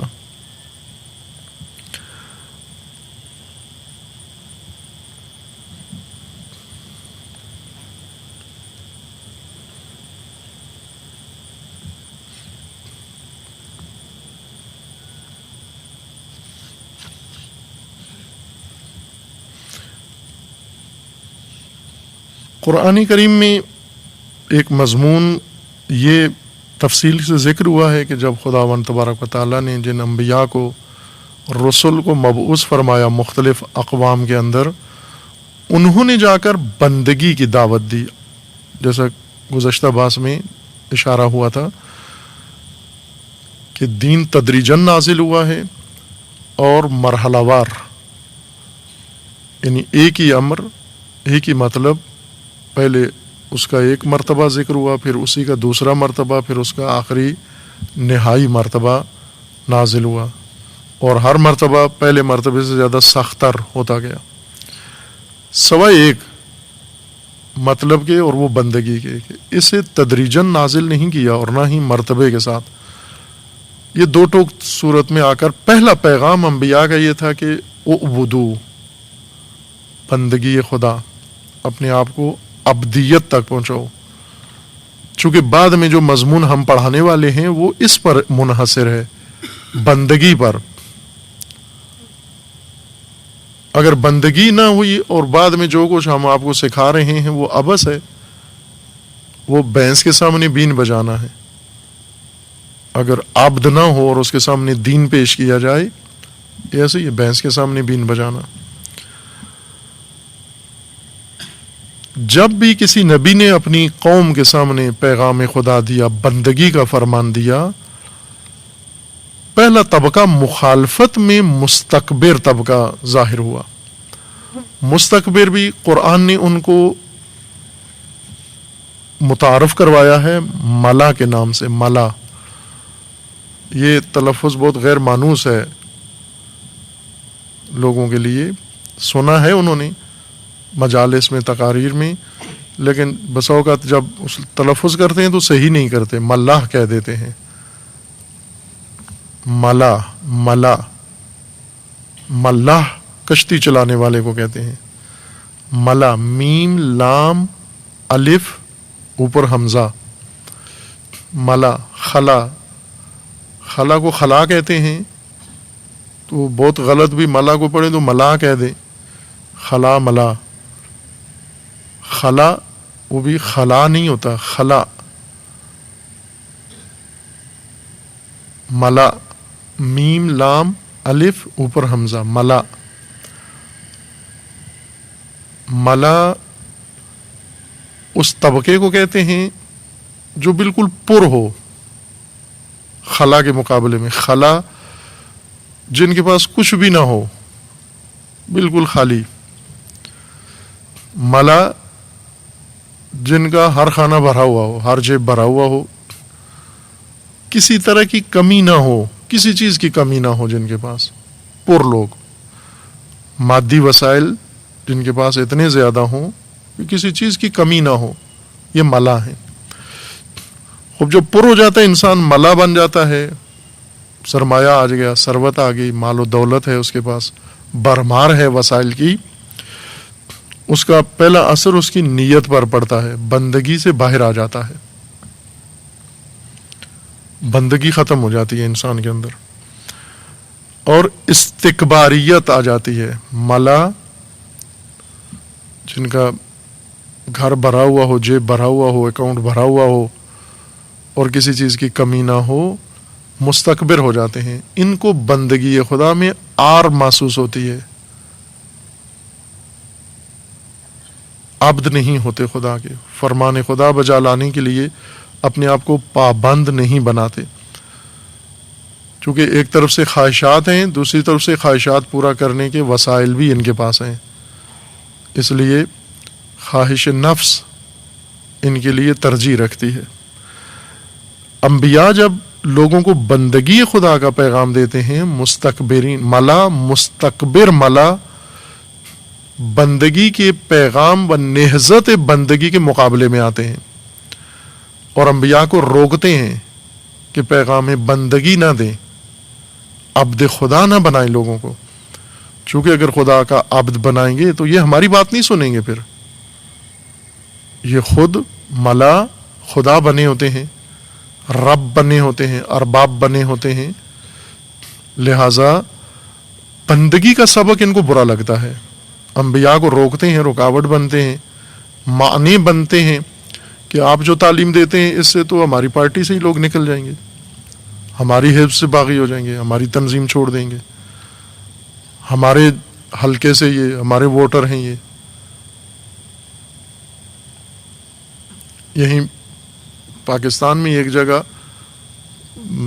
پروگرام ہوا، مجلس ہوئی مومنین نے اور زحمت کی انہوں نے، اس کے اندر بات ہوئی تو وہ ایک وہاں اس علاقے کا جو وڈیرا تھا ملا، مولانا صاحب اس کے پاس گئے اور انہوں نے کہا کہ جی آپ کو پتہ ہے ان کا نظریہ کیا ہے، یہ صاحب جو آئے ہیں. تو انہیں نہیں تھا معلوم، انہوں نے بتایا کہ ان کا تو یہ نظریہ ہے، فلاں ہے، اور اگر لوگوں نے ان کی بات سنی تو پھر آپ کو تو کوئی ووٹ ہی نہیں دے گا. تو کیا کیا جائے؟ کہا کہ انہیں نہیں آنا چاہیے، ورنہ اس علاقے میں اگر یہ ان کا آنا جانا ہو گیا تو آپ بھول جاؤ، پھر آپ الیکشن لڑنا اور فلاں کرنا. تو وہ صاحب اس کو بڑے اپنے لیے خطرہ سمجھا، انہوں نے بہت جھوٹ سے اور بنایا ایک اپنی طرف سے جھوٹا، اور چند وہ بانیان مجلس جنہوں نے مجلس کرائی تھی انہیں تہمت بلیم کے ساتھ انہیں شکایت کر دی. بار کیا وہ خدا نے لطف کیا اور وہ دوستان بری ہو گئے، اور چونکہ جھوٹ تھا سارا، صرف اس لیے کہ یہ تو درس بندگی خدا دیتے ہیں. اگر درس بندگی خدا مل گیا پھر ہماری بات کون مانے گا؟ جس نے اللہ کی شروع کر دی ماننا، وہ تو پھر پارٹی کی بات نہیں مانتا، وہ ہیبر اور راہب کی بات نہیں مانتا، وہ تو اللہ کی بات مانے گا. اس لیے ملا انبیاء کو پسند نہیں کرتے تھے. پہلا رد عمل ملا دکھاتے کہ آپ کیوں آگے اس میں، لوگ ابھی ہماری بات مانتے ہیں، ہمارا فرمان بجا لاتے ہیں، یعنی ہمارے بندے ہیں. آپ اللہ کی بندگی کی بات کرتے ہیں تو پھر ہماری بندگی چھوٹ جائے گی. اس مضمون کی فراوان آیات ہیں. یہ پورا ایک مستقل مضمون ہے دو حصوں پر. ایک انبیاء کا دعوت بندگی دینا کہ جیسے ہم بیان کریں گے، انبیاء کی دعوت کا پہلا سبق بندگی ہے، پہلا سبق بندگی ہے.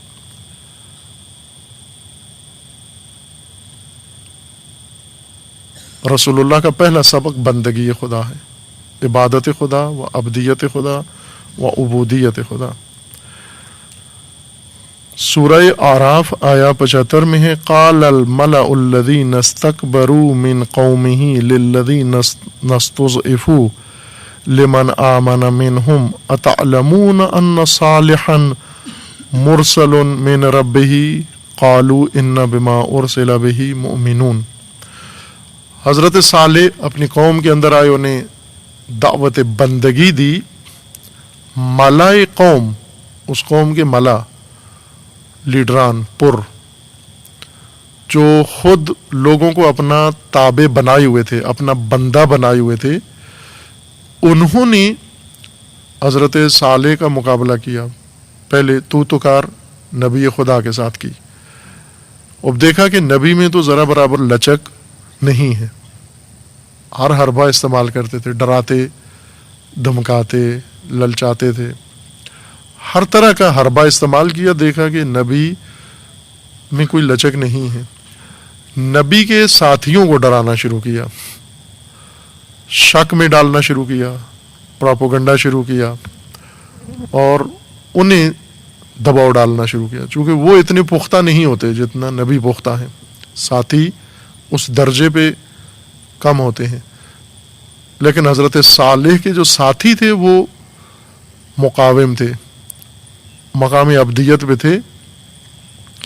ملائے مستکبر، قال الملأ الذین استکبروا من قومہ، جنہوں نے بندگی خدا سے انکار کیا، استکبار کیا، انکار کیا، جن پر گران تھی بندگی، وہ ملا اکٹھے ہوئے اور مومنوں کے پاس آئے، کمزور مومنوں کے پاس، جو ملا نہیں تھے، جو مادی لحاظ سے کمزور تھے، ان لوگوں کے پاس آئے۔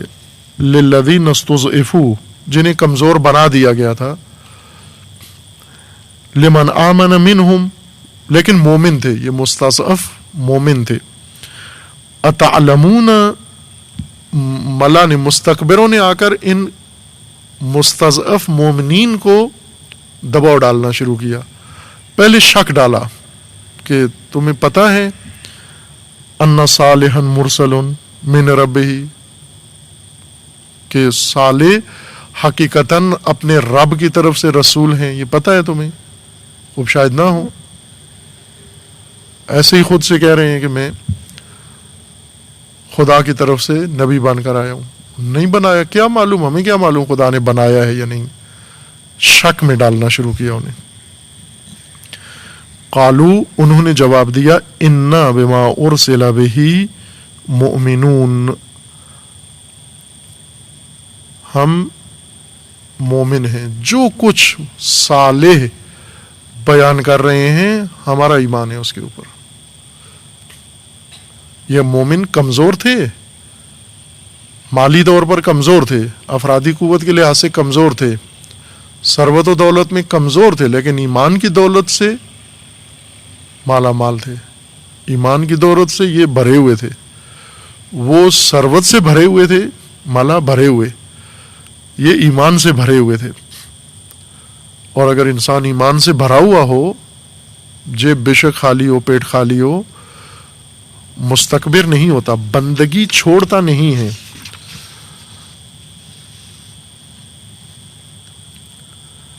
حضرت شعیب کے مقابلے میں یہی آئے مستکبر، قال الملأ الذین استکبروا من قومہ لنخرجنک یا شعیب والذین آمنوا معک من قریتنا او لتعودن فی ملتنا قال اولو کنا کارہین۔ شعیب، آپ نے ماحول خراب کر دیا ہے، ملا نے کہا، مستکبر ملا نے کہا، جن پر بندگی خدا گران گزرتی تھی۔ اور شعیب آئے، حضرت شعیب استاد تھے جو حضرت موسیٰ کے، اب جنہوں نے ایسا شاگرد تیار کیا، مبارز، ظاہر ہے کہ خود مبارز تھے وہ، اور اللہ تعالیٰ نے حکمت کے تحت موسیٰ علیہ السلام کو جناب شعیب کے پاس بھیجا کہ شعیب میں یہ خصوصیت تھی معلمیت کی و مربی، جیسے حضرت زکریا ہیں، حضرت شعیب ہیں، یہ وہ انبیاء ہیں جنہیں وہ عنوان معلم نمونہ و مربی نمونہ اسوہ کے طور پر متعارف کروایا کہ جنہوں نے شخصیتیں پروان چڑھائی ہیں، اولیاء خدا تربیت کی ہیں انہوں نے۔ حضرت شعیب نے اس قوم کو روکا، ملاوٹ سے روکا، دھوکے فریب سے روکا، ٹھگی سے روکا۔ وہ تجارت میں، لین دین میں ہر کام کرتے تھے غلطی، حضرت شعیب نے ان کو روکا، یہ غلط ہے۔ وہ گھر گھر میں مشکل پیدا ہو گئی، گھر میں کچھ لوگ تھے حضرت شعیب کی بات مان لیتے، جوان باپ دودھ میں ملاوٹ کرتا تھا، جوان منع کرتا تھا کہ یہ غلط ہے، یہ جرم ہے، یہ گناہ ہے۔ تو باپ بہت تنگ پڑ گیا کہ یہ شعیب نے کیا سکھا دیا، کیسا دین لوگوں کو بتا دیا بچوں کو، کہ گھر گھر کے اندر الجھن بنا دی۔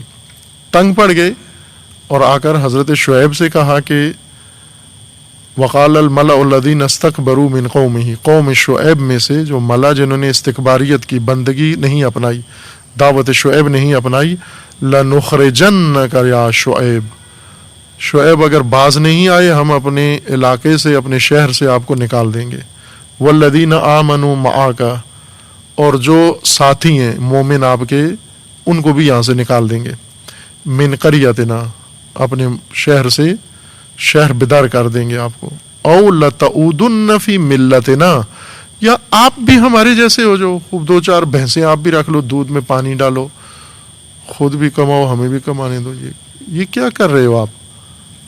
نہ ہمیں کمانے دیتے ہو، نہ ہمیں کھانے دیتے ہو، ہر بات پہ اعتراض کرتے ہو۔ یہ کام چھوڑ دو یا ہماری طور طریقہ اپنا لو جیسے ہم ہیں۔ قال، حضرت شعیب نے جواب دیا، اولو کننا کارہین، خوب یہ جو تم ہمیں نکالنا چاہو گے اور ہم اگر نہ نکلے تو بھی ہمیں نکالنا چاہو گے، پھر کیسے نکالو گے؟ اب نبی جب آتا ہے کسی قریہ میں تو وہ نکلنے کے لیے نہیں آتا، وہ ہدایت کے لیے آتا ہے۔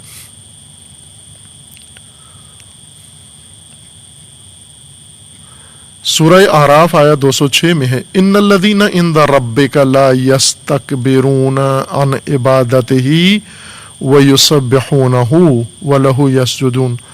یہ وہ لوگ ہیں، تعریف ہے اس طبقے کی، عبادت رب و بندگی سے استکباریت نہیں برتتے، کبر اختیار نہیں کرتے، نہ استنکاف کرتے ہیں، نہ ان پر بندگی گران گزرتی ہے۔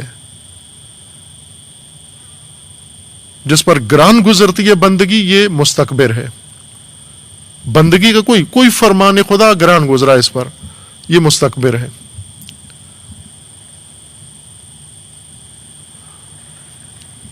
ابھی چونکہ اس کا دائرہ عمل محدود ہے، چھوٹا مستکبر ہے، اگر اسے موقع مل جائے زیادہ فرامین خدا کو انکار کرنے کا، یہ اتنا ہی زیادہ انکار کرے گا فرامین خدا کو۔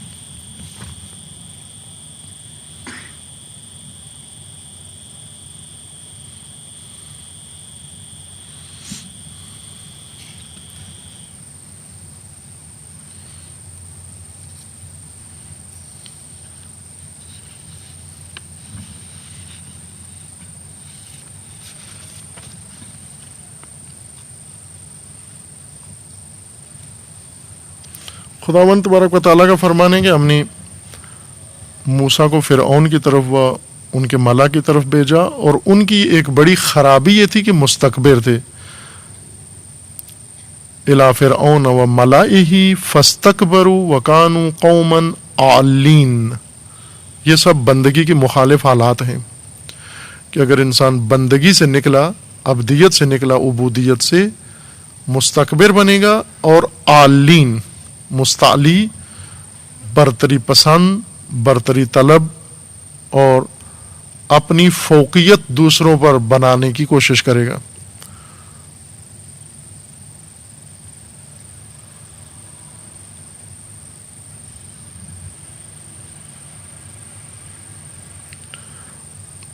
سورہ عنکبوت میں ہے، وقارون وفرعون وہامان وَلَقَدْ جَاءَهُمْ مُوسَىٰ بِالْبَيِّنَاتِ۔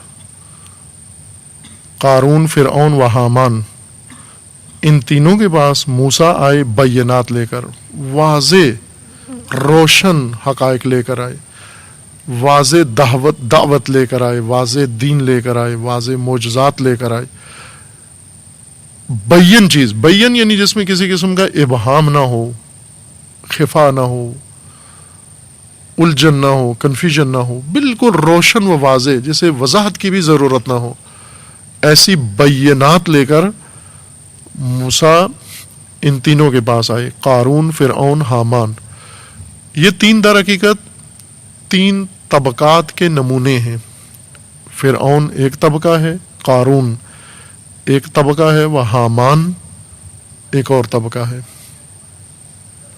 یہ تینوں اگر مل جائیں خوفناک طاقت وجود میں آتی ہے۔ فرعونی نظام ان تین ارکان سے تشکیل پاتا ہے کہ جب قارون بھی ہو، فرعون بھی ہو، حامان بھی ہو، پھر وہ مضبوط نظام بنتا ہے۔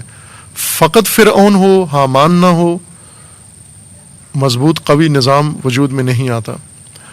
اگر قارون ہو، فرعون و حامان نہ ہو تو بھی وجود میں نہیں آتا۔ قارون سرمایہ دار، ثروت اندوز، فرعون سیاسی طاقت، مستبد، آمر، حامان علمی طاقت۔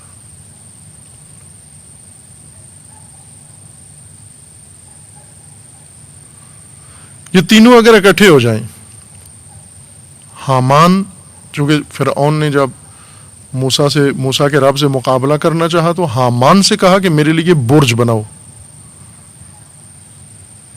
یعنی برج سازی، بڑے بڑے برج بنانا یہ حامان کا کام تھا۔ حامان کے پاس یہ ٹیکنالوجی تھی۔ اگر ٹیکنالوجی بھی ہو، حامان ٹیکنالوجی ہے، فرعون استبدادی قوت ہے سیاسی، پھر قارون سرمایہ دار۔ اگر یہ تین چیزیں اکٹھی ہو جائیں، علمی طاقت، سیاسی طاقت اور مالی طاقت، خوفناک نظام وجود میں آتا ہے، تباہ کن۔ جب یکجا ہو جائیں، یہ تینوں اکٹھے ہو جائیں۔ اگر یہ الگ الگ رہیں، متوازن نظام پیدا ہوتا ہے۔ سرمایہ دار حکمران نہ ہو، حکمران سرمایہ دار نہ ہو، اور علمی طاقت الگ ہو، علماء الگ ہوں۔ اگر تینوں گٹھ جوڑ کر لیں، علماء، حامان،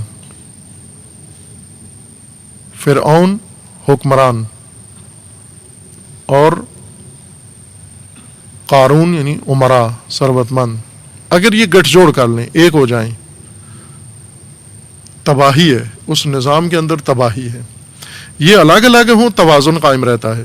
مثلا سرمایہ دار حکومت کے ساتھ مربوط نہ ہو، آزاد ہو، حکومت سرمایہ دار کے تابع نہ ہو، متعاہد نہ ہو آپس میں ایک دوسرے کے ساتھ، اور علماء آزاد ہوں، حامان آزاد ہو۔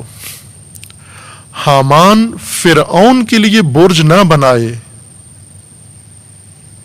انسان کے لیے مسکن بنائے، عوام کے لیے ضرورت کی چیزیں فراہم کرے۔ اگر اس کے پاس علم ہے، یہ علم عوام کی خدمت میں ہو۔ فرعون سرمایہ کی خدمت میں نہ ہو، حکومت سرمایہ دار کے پاس ہو، سرمایہ دار تعین کرے کہ حاکم کس نے بننا ہے۔ قارون ثروت مند ہے، اپنی ثروت کو معاشرے کے اندر گردش میں لائے، اسے صنعت بنائے، تجارت کرے، اور اس کی تجارت سے تمام معاشرتی ضرورتیں ساری فراہم ہوتی ہوں، پوری ہوتی ہوں۔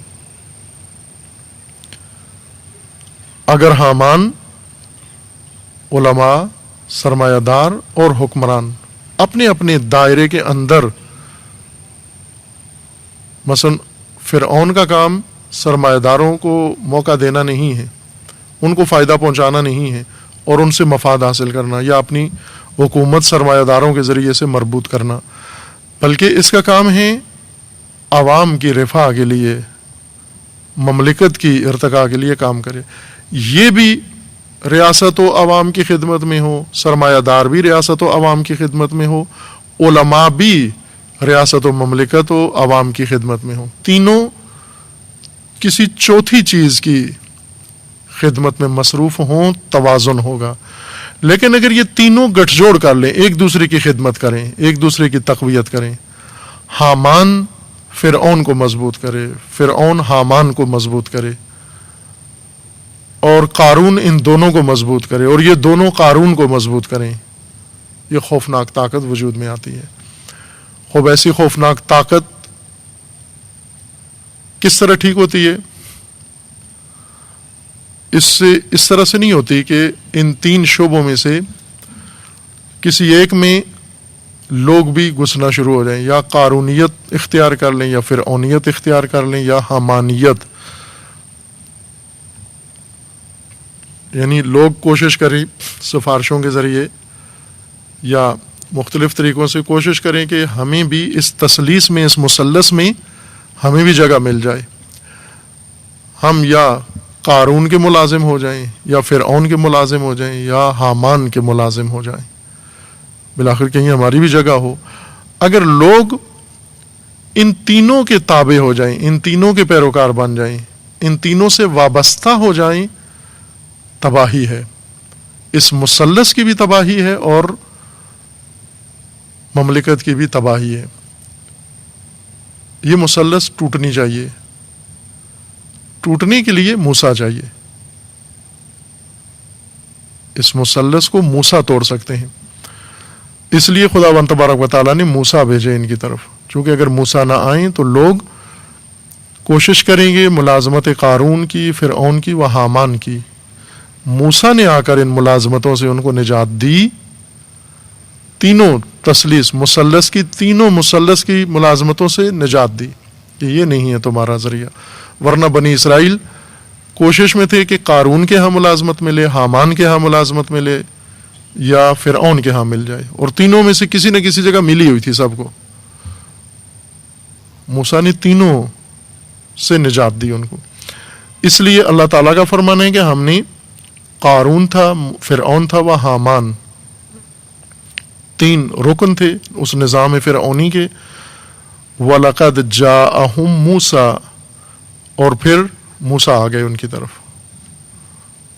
لَقَدْ جَاءَهُمْ مُوسَىٰ، یہ اپنی فرمان برائی چلا رہے تھے. انہوں نے لوگوں کو اپنا بندہ بنایا ہوا تھا، غلام بنایا ہوا تھا، عبید بنایا ہوا تھا کہ ناگہن موسیٰ آ گئے.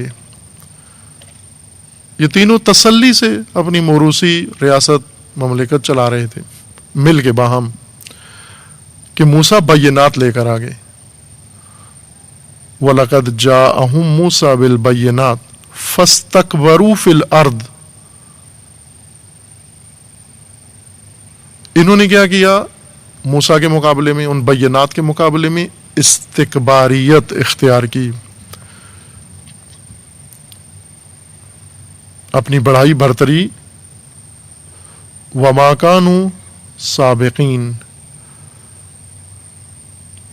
اور یہ مضمون جاری ہے، یہ ایک آیت میں اشارہ کیا ہے کہ موسیٰ علیہ السلام کا اس تثلیث کے مقابلے میں قیام کس کے لیے؟ کہ انسانوں کو ان کی بندگی سے نکال کے اللہ کی بندگی میں لانا. چونکہ فرعون نے لوگوں کو اپنا عبد بنا لیا تھا، بندہ بنا لیا تھا، اور جب فرعون بندگی پہ لوگوں کو مائل کر لے، مجبور کر لے، بندگی خدا کی گنجائش ختم ہو جاتی ہے، نظام خدا معطل ہو جاتا ہے. جب بندگان خدا فرعون کے بندے بن جائیں، قارون و حامان کے بندے بن جائیں، سرمایہ داری نظام کے بندے بن جائیں، مستبد حکومتوں کے بندے بن جائیں، اور حامان جیسے درباری علماء کے بندے بن جائیں. اس بارے میں بھی آگے